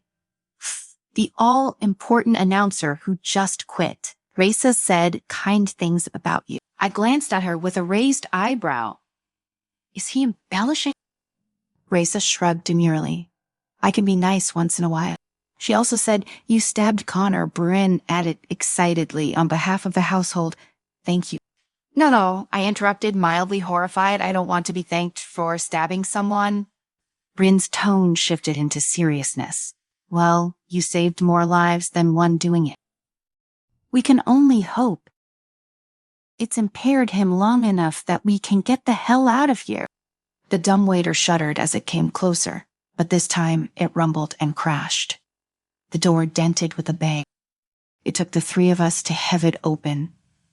Kael grunted in pain, his back to us, rubbing his neck. His weight was too much for the elevator, and he'd slammed his shoulder into the metal. Raisa scoffed and took Bryn's hand, pulling him away, so I had to deal with Kael on my own. But he waved me off when I tried to help. I got it. The dismissal twanged my annoyance, and I backed up with arms crossed. "Fine, I hope you fall on your face." "Alpha," I asked. I wanted to snort. Kael was just a bumbling idiot, like a gull whose foot got caught in an empty shell and couldn't get it off. With a shout, he indeed fell disgracefully onto the hardwood floor. I clapped my hand over my mouth to stifle my bark of laughter. Kael groaned as he heaved himself onto his feet. "Laugh it up." "Oh, I will when we're out of here. Come on." I grabbed his wrist, and surprisingly, he let me tug him forward as I followed Raisa and Bryn through the large kitchen to a pantry. Rin heaved 2 large barrels away from the wall and crouched down to pull open a trapdoor in the floor by a black handle. "That's easier than I thought it would be." "We wish it was," Bryn said darkly, as we all peered into pitch darkness. "It's likely guarded at the other end." Raisa dropped her satchel and walked away. A moment later, she came back with a towel and handed it to Karen. It was our only choice when it was just the two of us, but now we have better odds, so it's now or never. She looked Kael up and down, scathingly, faintly better. As Bryn started to help her down into the hole, I wondered if Raisa had told him she was pregnant yet. Then I felt a tug on my arm. I looked up. Kael's mouth was quirked with mischief again. "You can let go of my hand." I let go quickly and sidestepped away from him, fighting unbidden embarrassment and disgust as my hand was now wet and sticky with blood. "Goddess," I hissed like a cur. Kael's laugh made my heart skip a beat. But neither of us got to make another remark. The kitchen doors banged open thunderously. Kael, Bryn, and I whirled around as Upsilons flooded in, led by, of course, Connor and Cillian. Chapter 17. He sacrificed himself for her. Kael.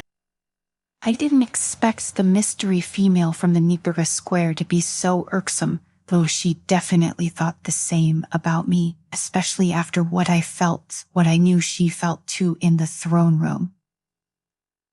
I could only have described it as a rope. No, it was less abrasive than that. A ribbon, maybe. It wrapped itself around my heart like a snake squeezing its prey, but I could sense its other end just faded into darkness, and it wanted to find something in it. Rather someone. When I saw her standing in front of me against all odds, looking stricken in a skimpy nightgown, the ribbon seemed to rest at her feet, no longer squeezing. I was so rocked that I couldn't help but breathe. When I heard her name, I felt delirious, more than I already was with relief. Gemma Brooks. She was alive and real, and we were likely in mortal danger.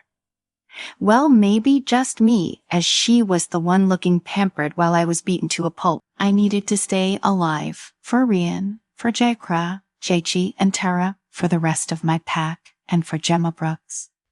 I had to put on the act of a lifetime, pretend I wasn't the alpha of a decimated pack that had escaped Connor Herrick's clutches over a decade ago. Unluckily for him, I'd had all that time to practice the perfect facade. That would cost some spilled blood, but at least I could get some humor out of it and live to tell it all around a campfire. How the Lost King humiliated the Beast of the West, with some smart-ass comments.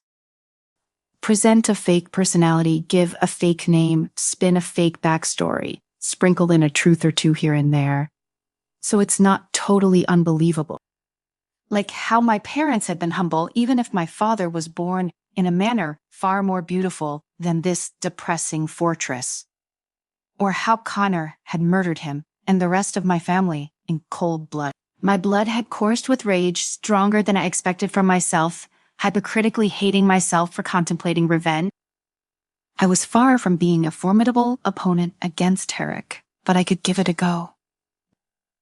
I hadn't spent my entire life training to be a warrior to let it go to waste on a straw dummy.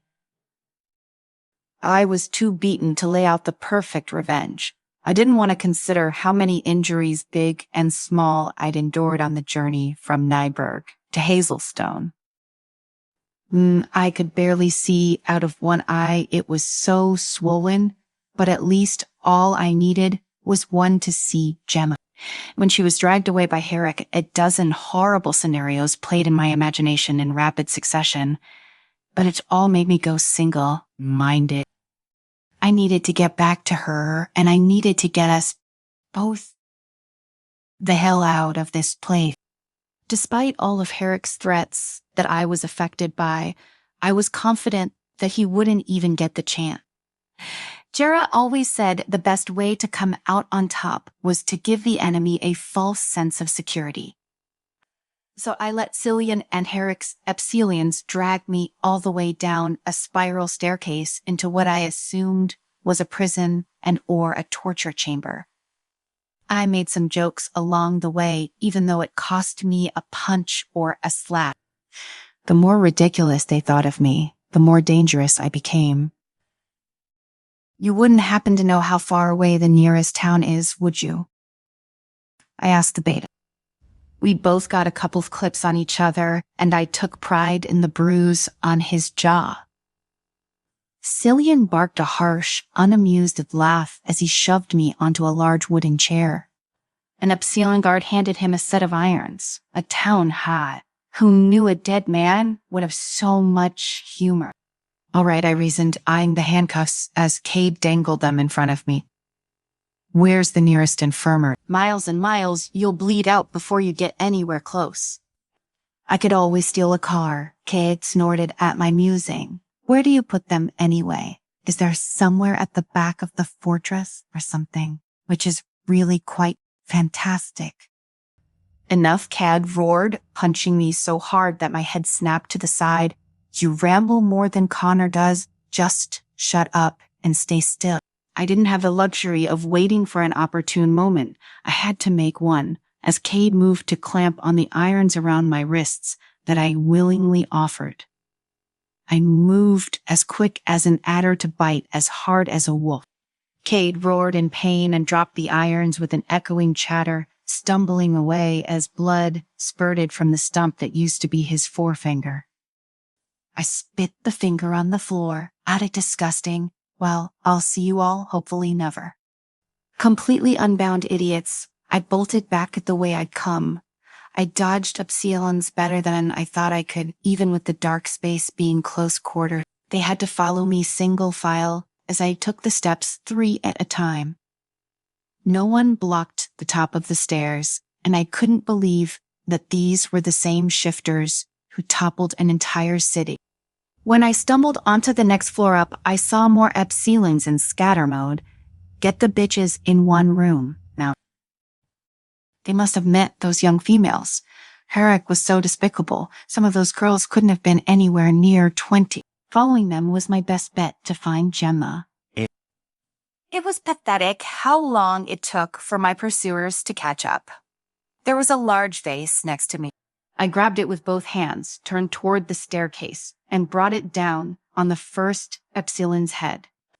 He wavered, but when I realized he would catch his balance, I brought my foot up and slammed it into his chest. With a shout, he fell backward right into the guard behind him, and they all tumbled down the stairs like ugly dominoes. I couldn't help that my laugh sounded a little crazed and evil.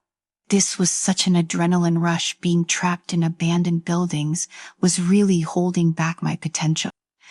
I ascended the stairs to the floor where the guards, only 6 of them, were banging on doors and yelling at the screaming girls, ushering them into one of the rooms.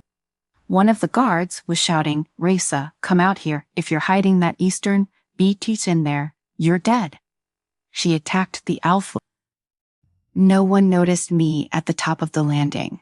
My heart skipped a beat and dread squeezed my throat. Gemma had attacked Connor. Was she all right?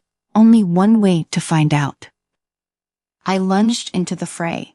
I didn't have the strength to punch every jaw, but I did have claws. I feigned as each guard bolted toward me and slashed as viciously as I could. Blood sprayed in my face as my half-shifted nails sliced into skin and muscle. It took mere seconds to reach the yelling guard. Hahe barked. I heard her. Come out here. I slashed the guard's chest and elbowed him square in the nose, slamming him into the door before he slid down it. It drained me to the dregs. I collapsed as I tried to catch my breath. I heard Gemma's heartbeat pounding. I rapped my knuckles and wheezed. "Can I come in, please?" Before, Gemma had only looked like she'd just woken up. Now she was smeared with blood, too considerably less, thankfully, and none of it was hers. And when the guards said attacked, they meant tried to kill. Whether she tried to or not, Connor was still alive, and he had us trapped in the corner of a kitchen with only a 4-foot by 4-foot square in the floor to escape through. Raisa's mate had already helped her down, and now she was demanding what was going on. "Bryn," she cried out. I met Cillian's eyes. Just after briefly meeting Connor's, the fires of hell burned in them. "How's your hand, Kael?" Both the alpha and beta's features were starting to look more wolf. They were struggling to retain their base forms, but shifting into their wolf forms would do no one any good. Gemma grabbed my hand again. I teased her, but I wouldn't admit that. "Stop being so stupid." "You'll never know," Connor cackled. He was stalking toward us, staggering like an old drunk. "You'll never know what I traded you for. Now get over here and..." I heard paper crinkle. Bryn shoved a fistful of folded paper at Gemma. "Take it," he ordered, "and don't lose it. You two go ahead." Gemma's voice broke on her words. "No, Raisa, you can't leave her." Connor barked and lunged. I shoved Gemma behind me and slashed. Connor dodged, but he was sloppy, and I managed a classic palms to chest shove into the stove. His back hit it, and he yowled in agony, collapsing. "Get a move on." I snapped over my shoulder. Both females were protesting, crying out Bryn's name as well as mine. I glanced in my peripheral as Bryn nearly pushed Gemma into the hole. She screamed, and my heart dropped. Go Bryn put himself in front of me. I could see his features start to shift toward his wolves as he faced the small army. "Tell Raisa I love her." I'd met the male barely minutes ago, but my sympathy went out to him. "Just follow us, for goddess's sake. No one has to sacrifice themselves." "No, go. Take the 3rd tunnel on the right to the car." Cillian lunged. Bryn shoved me toward the hole. I had to honor his wish. I turned and dropped into darkness, just as the sounds of a wolf fight broke out. The trap door slammed shut, plunging us into resounding black. Gemma's friend who hated me with all her being, Raisa, probably hated me more than Connor now, which was saying a great deal. Her fists pounded my chest. What the FT? What did you do? You disgusting, selfish, shitty bastard. Raisa, Gemma pleaded, pulling Raisa away before I could. Please, we have to keep moving. I'm sorry. I'm so sorry.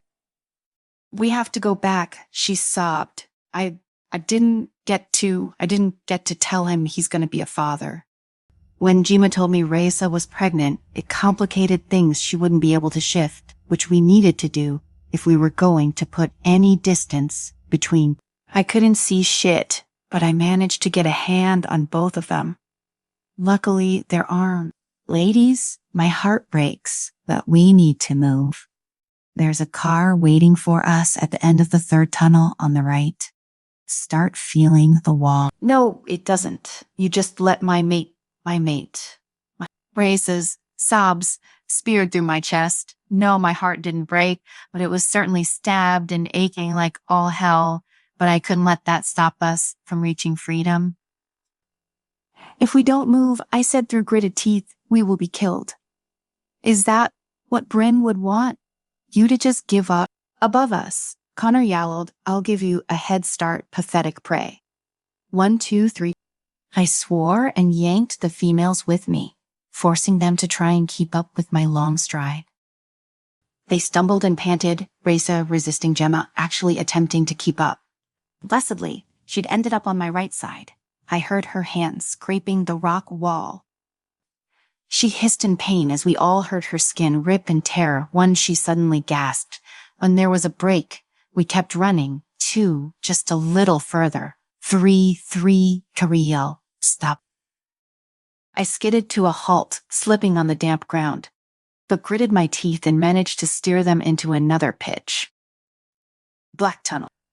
But not for long ahead, there was a faint flicker of light gas lamps. As it drew closer, Gemma gasped, again, car. We stumbled into a huge cave with a wide open mouth that overlooked the bluff. When I'd arrived at this hellhole, it was the dead of night. Now it was past dawn.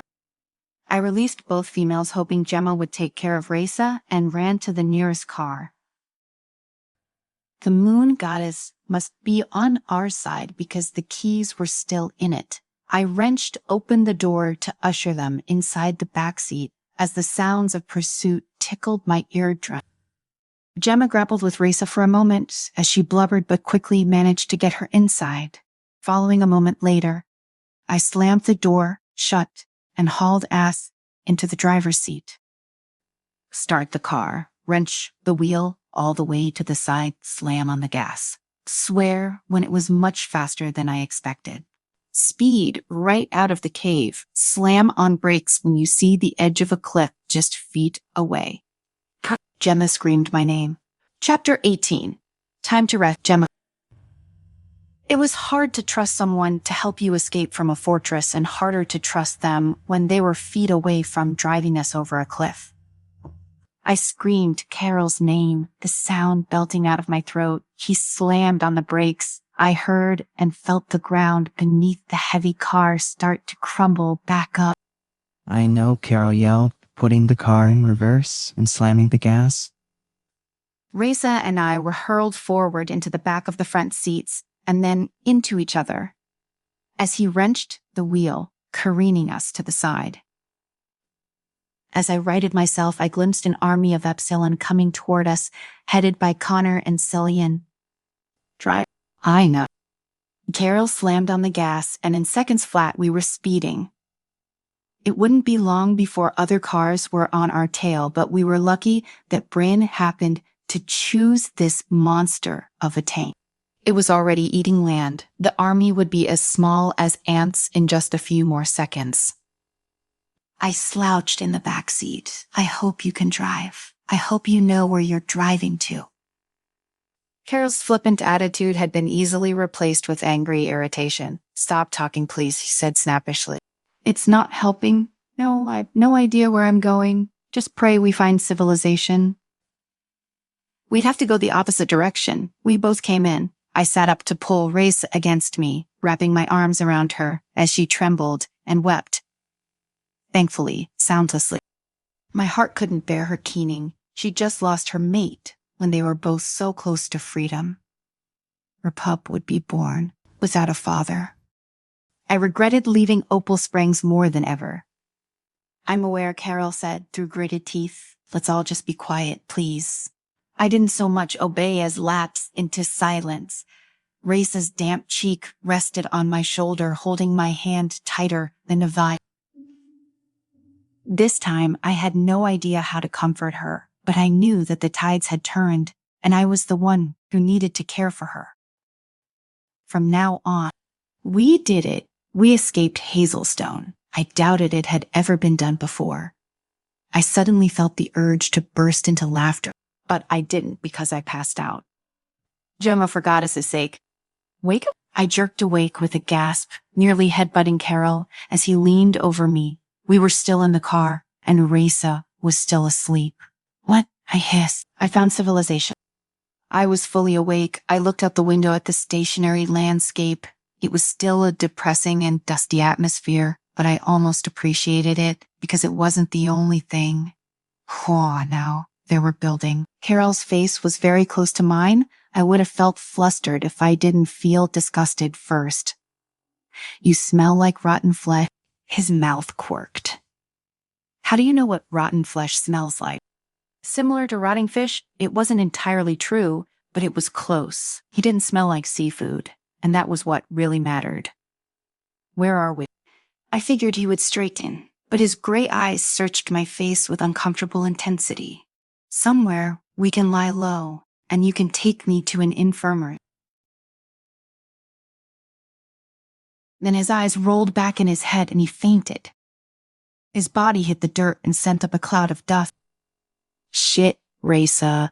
I hopped out of the car to drop to my knees and lift Kael's head into my lap. His heartbeat was weak and his breath rattled in his chest. His wounds were starting to look festered. Shifters had excellent healing abilities, but only if they were in good health. Kael was not, to say the least, so it would take a while for it to even kick in. What's wrong? Asked Raisa blearily, leaning out of the car. When she saw Kael, her eyes, still glossy with tears, widened. They were red and puffy. Oh, goddess, she breathed. I brushed his blood-crusted hair off his forehead to feel it with the backs of my fingers. He was burning up. We need to get him help. Raisa stepped over Kael's body and looked around. She scoffed. I can't believe he actually did it. Raisa, he's dying, I said, panic edging my voice with annoyance. Why was she ignoring me?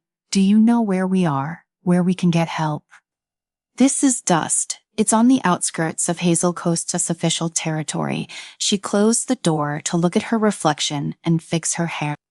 We can find help, I'm sure, but they're still loyal to Connor, so I doubt they would take kindly to an escaped consort, an Easterner, and a dying brute with white hair. She looked at me. We should just drop him off at the first doorstep. We find and keep driving. We'll reach the train and barter.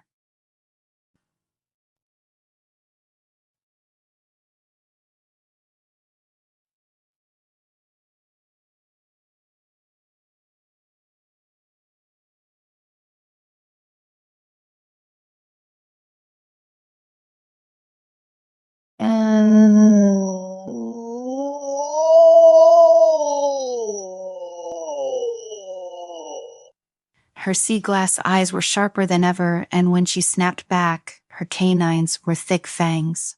He let my mate die. Because of him, my soulmate is dead. We've established that I am not nice in the West. All we know is self-preservation, survival of the fittest. Besides, why do you care so much? You just met the bastard. I saw him in the berm, I told her. She furrowed her brows. I don't think it was a coincidence that he found me, came to me, whatever. He saved us. Now we save him. Please, Raisa. My voice cracked on. Please. She glared at me, chewing the inside of her cheek and rapidly tapping her foot as she warred with her stubborn anger and compassion. I didn't blame her for acting out. I wouldn't hold it against her. I couldn't save him by myself. I needed her more than I needed anyone. Then she rolled her eyes and sighed dramatically. Fine, but if he shows any kind of ungratefulness, then I'm going to kill him myself. I went limp with relief and croaked, "Thank you." Yeah, that doctor from the other day, he lives here somewhere. Stay in the car while I go find him. I only half liked that plan. I didn't like waiting or doubting Race's promise, but it was still better than the two of us trying to drag Kael into enemy territory. We struggled to haul him back into the car's backseat, but once we scrunched him in, I climbed to the front and locked the doors. Race smiled briefly through the window.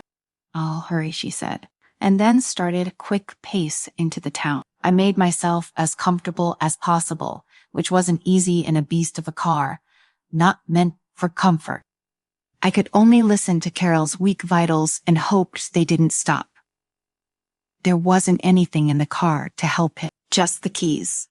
My eyelids threatened to drop back into sleep, but it was the last thing I wanted or needed.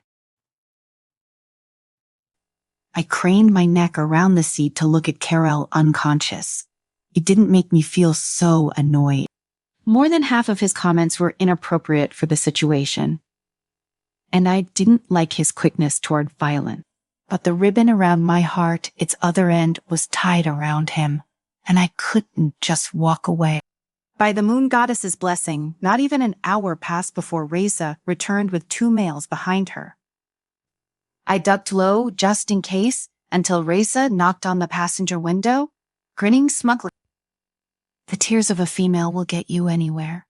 Sweet. It was an ungraceful trip to Dr. Barron's infirmary, and even though we took side streets to avoid attention, we still got a few stares. Reza bared her teeth at every shifter she caught, lingering, sending them scurrying up. We clasped hands the entire way, grounding me as the doctor and his son Furio carried Kael between them. My spine was locked so stiffly, it hurt as I hoped they didn't bang his head on the doorframe of the building or let him fall off the bed. They set him on. I hoped they didn't plan on killing him when they shooed Reza and me out of the operating room and closed the door in my face. Dr. Barron's daughter, Siri, led us to a large bathroom with 2 tubes with curls of steam floating off the surface of the hot water. Reza didn't hesitate to strip and sink into it with a whimper of reprieve.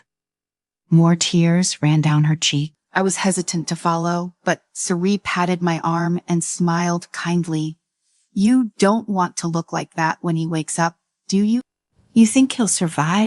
Siri nodded confidently. "I've no doubt. Now get in while I prepare some food." I made sure to scrub every fleck of blood and dirt until my skin was rubbed raw. If I scrubbed hard enough, it would get rid of Connor's ghost touch. If I scrubbed until I couldn't bear the pain, I could wash free of Hazelstone entirely. I didn't realize I was crying until Siri ran over and snatched the cloth out of my hands, fretting, "Gemma, stop. You're hurting yourself." I sniffed and wiped my eyes with the back of my hand. I stared down at the water that turned pink with too many floating particles for comfort. "I'm sorry."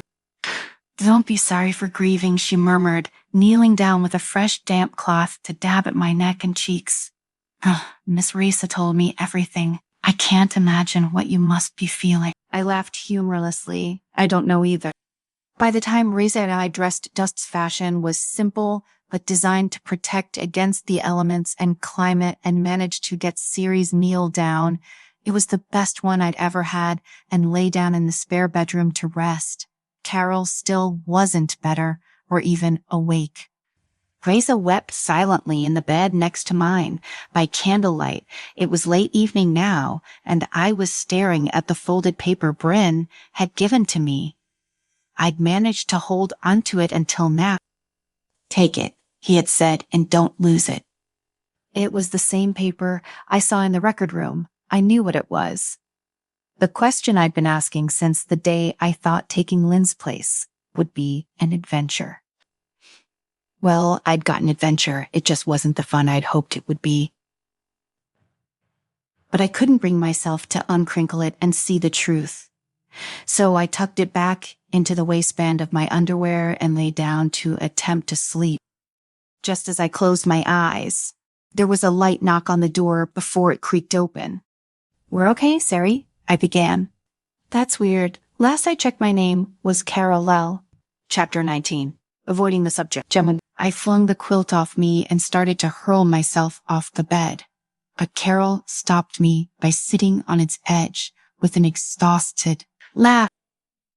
"You're alive," I said, unable to keep the disbelief out of my voice, even as relief flooded my veins. I could breathe normally again. "Miraculously, I'm glad you don't sound disappointed."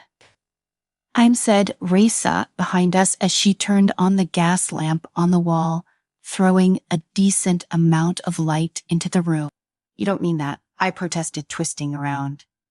She'd sat up, and I assumed she was overheating in the desert. Neither, because she was only wearing the bra Sari had given her up top. Just a few strips of cloth banded around her chest. Reflexively, I looked at her exposed stomach. There was a faint bruise where Connor had kicked her. Kael laughed again under his breath. "It's all right. She can be as mad as she wants at me. When we're all better, I'll let you have a swing at me." "Oh, you'll let me," Raisa snapped sarcastically. "Trust me, it'll be more than just a swing." She threw herself back down and covered herself under her blanket. Kael nodded his head toward the door. I got the hint and followed him out into the adjacent recovery room that was well lit by 2 gas lamps.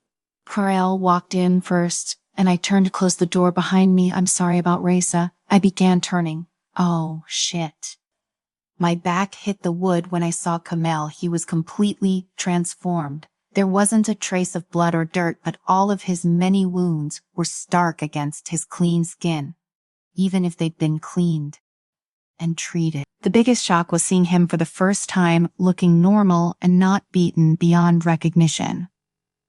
He wasn't fully healed, but it was a relieving improvement that realizing he was very attractive. He still wasn't wearing a shirt, though. Gauze had been wrapped around the claw, marks raked across his chest that still left the rest of his torso bare. He was fit, to say the least, fit enough that my throat went dry, and I had to clear it. But they can heal you, but not give you a shirt. Kael spread his arms in a grand gesture. "I thought you would like this view." I took in the light painting shadows in the planes and davits of his body, from the hollow of his throat to his collarbone to the V of his hip bones exposed by his low, slung pants. He was a perfect model for a drawing class. When he cockily showed me his back, I took in every curve of muscle, watching his shoulder blades glide under his skin as he moved them. I barely noticed a fresh or old wound. I shook my head to clear it and forced myself to keep my eyes on his hand and nowhere else. You just can't grasp the gravity of situations, can you? Carol's laugh, while also attractive somehow, was starting to infuriate me. "I'm well aware. I'm just trying to keep the existential dread away." I snorted. "Is it working?" "Hard to tell," he said with a shrug. His eyes looked me up and down. I was much more modest with an oversized shirt. I also begged for underwear and a bra, but only succeeded in getting the former. Unlike Raisa, I didn't think I could bear a bound chest when I was hard for breath already, so I wouldn't be trying to wear the same type of galmatan she had on. Now facing Kael's scrutiny, I regretted it. When I crossed my arms, his lips curved into that obnoxious, sly grin. "Are you self-conscious about something, Gemma?" I scowled. "Your leering is unnecessary. I could say the same about you." I stormed over to the window that had a wonderful view of an empty alley.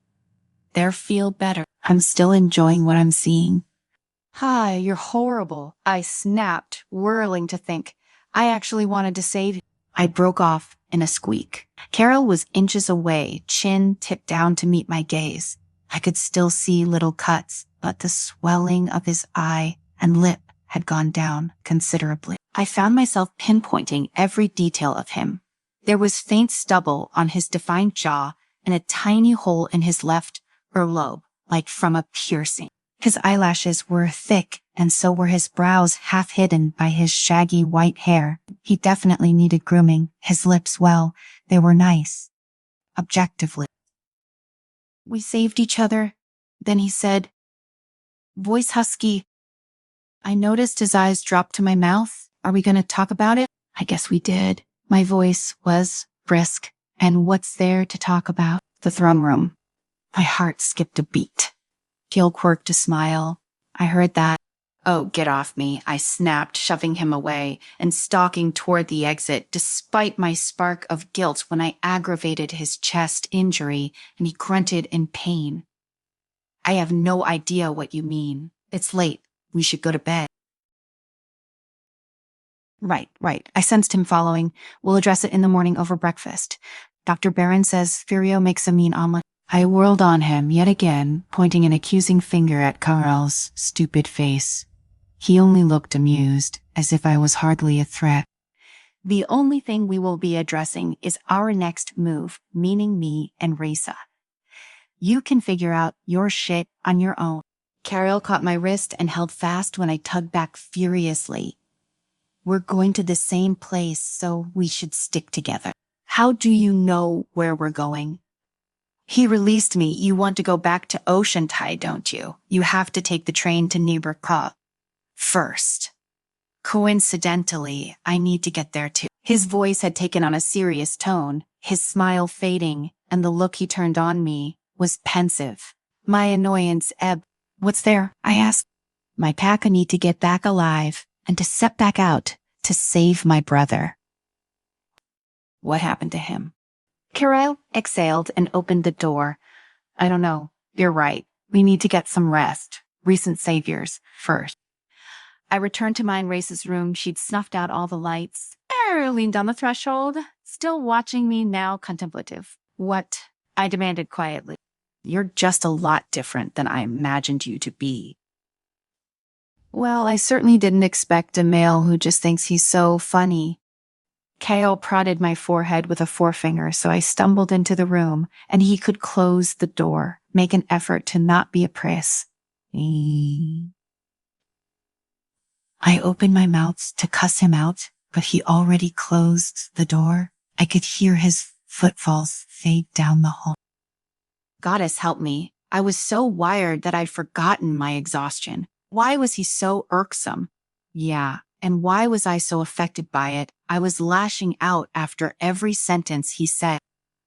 I really didn't need to. Maybe he was right. I just needed to let him be who he was and just accept it. So his attitude didn't bother me so much. I lay in bed and closed my eyes. Come tomorrow, it was time to start fresh.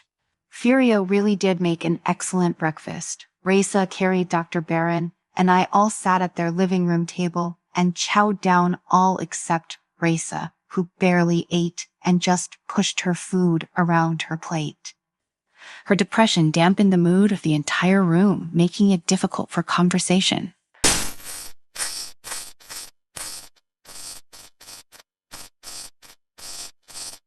Half-heartedly she agreed, and the two of them left the house. Siri and Furio offered us the run of the place as they went off to their own business, leaving me alone at the table with Kael. Small talk, he suggested after a moment of awkward silence. Remembering my promise to myself, I nodded. Sure, but I'm not ready to talk about yesterday. Fair enough, Kael leaned back in his chair, perfectly at ease. Thankfully, he was finally wearing a shirt, even if it was a tight fit. What about today? I sipped water from an earthenware cup. If the car hasn't been stolen, let's just drive to the train tracks and hop on when the train comes. We can't stay here long or Connor will find us. I don't want to make trouble for this family after they've been so kind. I assumed that's why Dr. Barron had become a physician to help people. They brought me back from the brink of death. He agreed. The basis of your plan is solid, but Carl set his elbows on the table, leaning toward me from across it. It's gonna require stealth flying and claws. Why do I get the feeling you weren't very successful in warrior training? The East has that, right? Yes, we have training, I said, then tried to tone down the defensiveness. I just wasn't built for it. I only know the basics, but I can handle my own. Kael observed me again, I don't doubt it. Yesterday was proof. Stabbing the most dangerous being on the face of the planet that takes guts and more strength than just physical. He didn't hurt you, did he? I shook my head, fighting back the memory of his touch. I had been incredibly lucky that he hadn't used more force. Good. Anyway, we should give ourselves a day to recover a little more. I, for one, could use another bath. I suddenly found myself not wanting him to get up. That wasn't much for small talk, nor is this much of a plan. You know more than you're letting on. Kael settled back in his chair. Here in the West, if you don't have 5 backup plans, you might as well accept a violent death. Yes, I have several plans. You should share them with me? No, why not? It would screw things up. What thing? It surprised me when I saw Kael's jaw clench. Now I was the one being annoyed. We have to talk about the throne room, Gemma, he said, by way of answer. Hell, we need to talk about seeing each other at Nibra. I think I sensed you. I opened my mouth to actually agree, but Raisa came barreling into the living room, eyes wide. Hazel Epsilon, she panted. They're gonna door to door. We need to get out of here. Kael and I bolted to our feet. He looked at me. I hope you know the way back to the car. I nodded and went to grab Raisa's hand, making sure I still had the records. Paper tucked in my pants waistband. Siri suddenly appeared from around the corner before we could even start out. Come with me. Chapter 20. Gemma. Siri led us out a back door to a narrow alley that Kael barely fit into. We walked sideways crab-style to the corner where she peered down each way. She waved her hand to follow, and we darted across a small street to the next narrow alleyway. I'm really sick of alleys. Kael muttered. I'm sick of doors, I added. We froze when we heard Epsilon shouting and banging on doors. Each knock made me wince, bringing a flash of memory of Hazelstone. Kael was behind me when he touched my shoulder. I flinched and nearly slammed my head into the wall. Are you okay? I'm fine. Then all of a sudden we were back on the outskirts of dust, directly ahead. Furio was waving from our stolen car.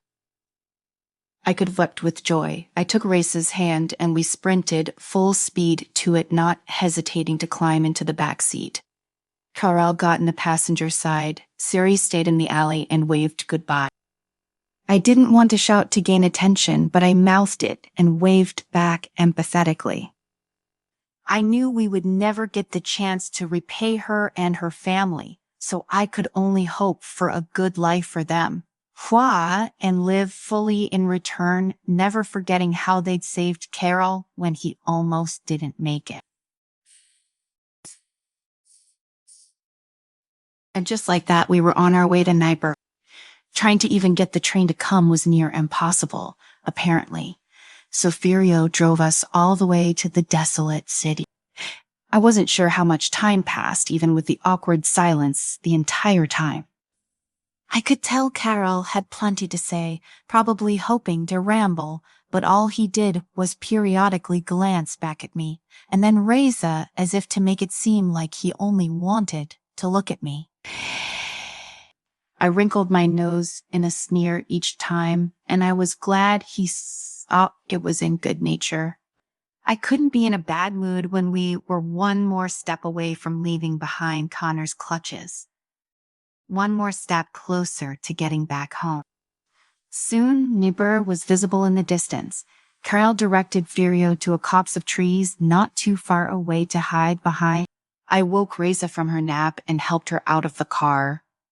My worry for her grew every time I met her eyes. She was devastated and purposefully wallowing in it. Furio said his goodbyes and headed back to Dust. The car would be no use to us now. Kael took the lead, and we set off to Newburgh on foot. Racia, I said quietly, still holding her hand. If I let go, I feared she would be lost one way or another. Do you remember what you told me the first day we met? I told you a lot of things, she said, despondently. Focus on the present. Look too much into the past, and it comes back to bite.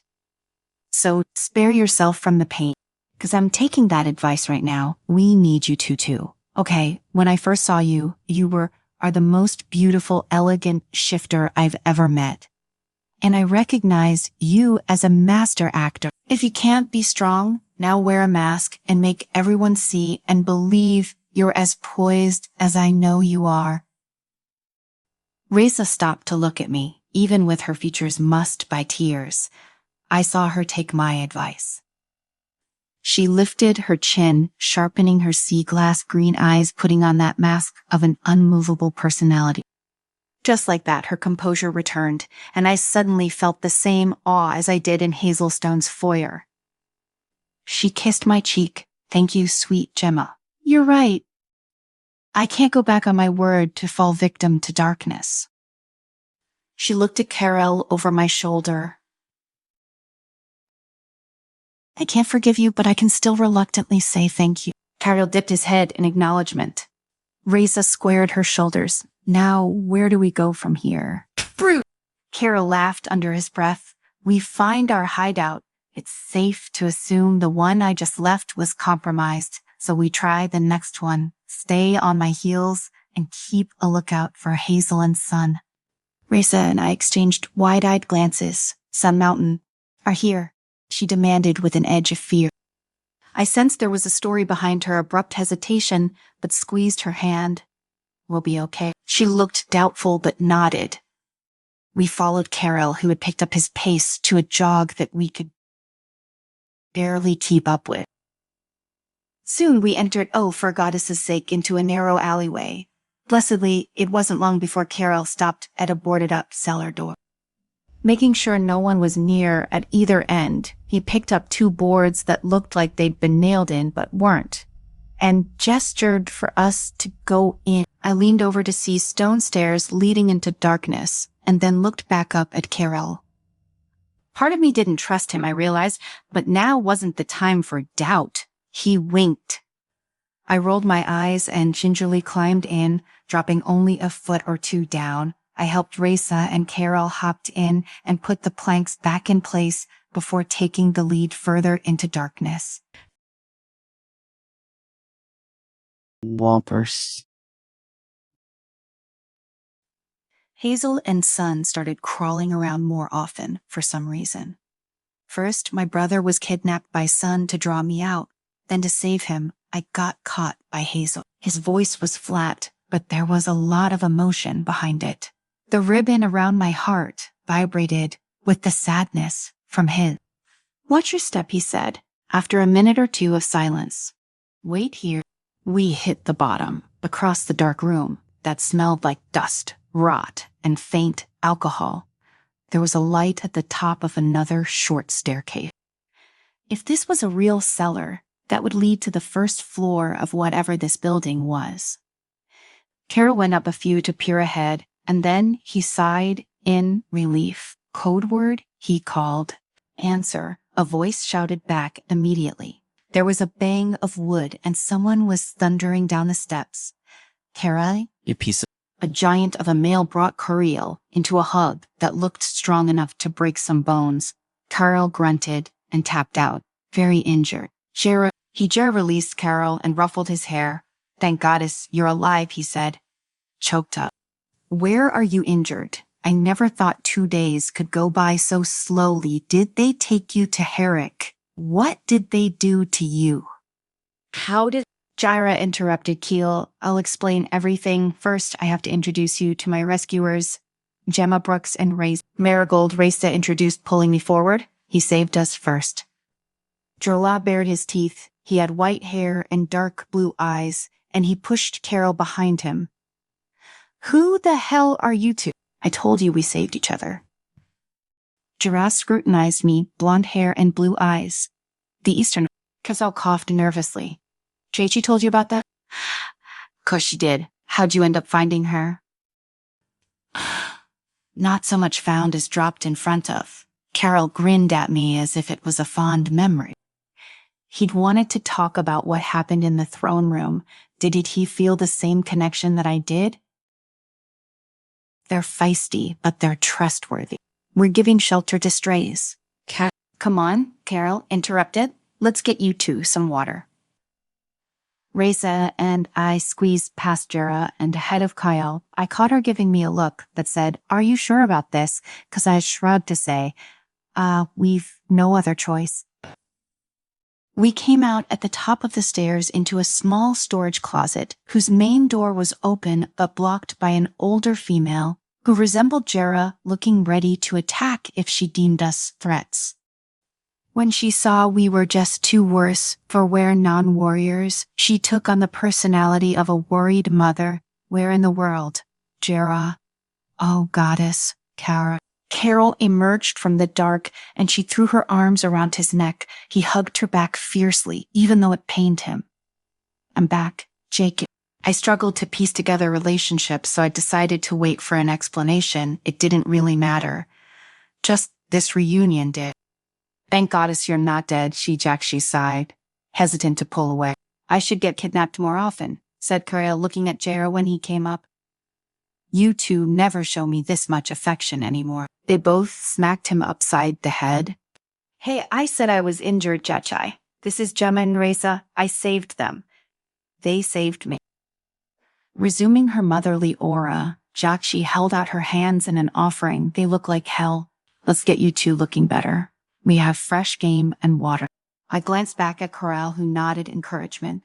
I did like the sound of the promise of basic comforts. I took Jaichi's hand with my free one, and she led me and Reza out the doors, linked together like a chain. My jaw dropped just like that. We were in an amphitheater, a towering ceiling, sloping floor with impossibly long rows of chairs segmented in two by a walkway in the middle. The stage was magnificent and would have been so even more if it wasn't in such disrepair. Half the ceiling had collapsed onto the right side of it, a giant hole in the stage floor. But it didn't stop a gaggle of pups chasing each other around the intact section. Yeah. There were adult wolves scattered around chatting or just sitting when they saw us. They stood and tensed, one of them demanding that Jaichi explain. But when they saw Kamal, at least a dozen shifters ran to swarm him and hug. Jaichi hurried us out to avoid the joyous reunion, taking us into a small foyer where more wolves were milling about, and then into a dining room with at least a dozen tables. At the back was a crowd around a long table. The smell of food hit my nose and made my stomach growl. It hadn't been that long since Furio's breakfast, but when a shifter smelled meat, it was no contest. Jackie sat Reza and me in the nearest corner and went to grab us food. We finally released hands. I looked at our surroundings and began slowly. This is overwhelming, Reza finished, to which I agreed. Gemma, I want to say thank you, and I'm sorry. I glanced at her, her voice soft under all the commotion. Her hand rested on her belly, and my awe faded into worry. I've been terrible to you and Goddess. It pains me to say his name, Kael. I haven't felt this kind of loss in a very long time, and I forgot how heavy it is to bear. I don't deserve your kindness. I didn't hesitate to pull her into a hug. She rested her head on my shoulder. You deserve kindness more than anyone right now. We daughters have to stick together, right? I don't blame you for anything. Besides, you've got pregnancy brain heightening all your emotions. Reza laughed once breathlessly. That's very plausible. I'm afraid to eat too much lest I heave it right back up. We have a doctor for that, Jaichi said, appearing with 2 plates and an adolescent with 2 cups. You two are safe now. Your recovery is our priority. Gratitude swelled in my chest so much it brought tears to my eyes. Maybe I felt unworthy of kindness too. Reza and I both gulped down the water in a second. JG laughed and said, "I'll go get bigger glasses." The meal made my mouth salivate, but before I could take a bite, cheers broke out, and I heard Carol laugh. I watched him greet every wolf, his smile huge, until they all dispersed, and even though the room was large, he still found my gaze as if magnetized, and started a quick pace over. Just a few feet away, a voice cried out his name. He turned just as a young female flung herself at him in an embrace, arms around his neck, legs around his waist, burying her face in his shoulder. I didn't expect a jolt of emotion to go through me. I didn't expect it to be jealousy. This part has ended. Thank you for listening. If you would like to continue listening to the next part, please let me know by leaving a comment.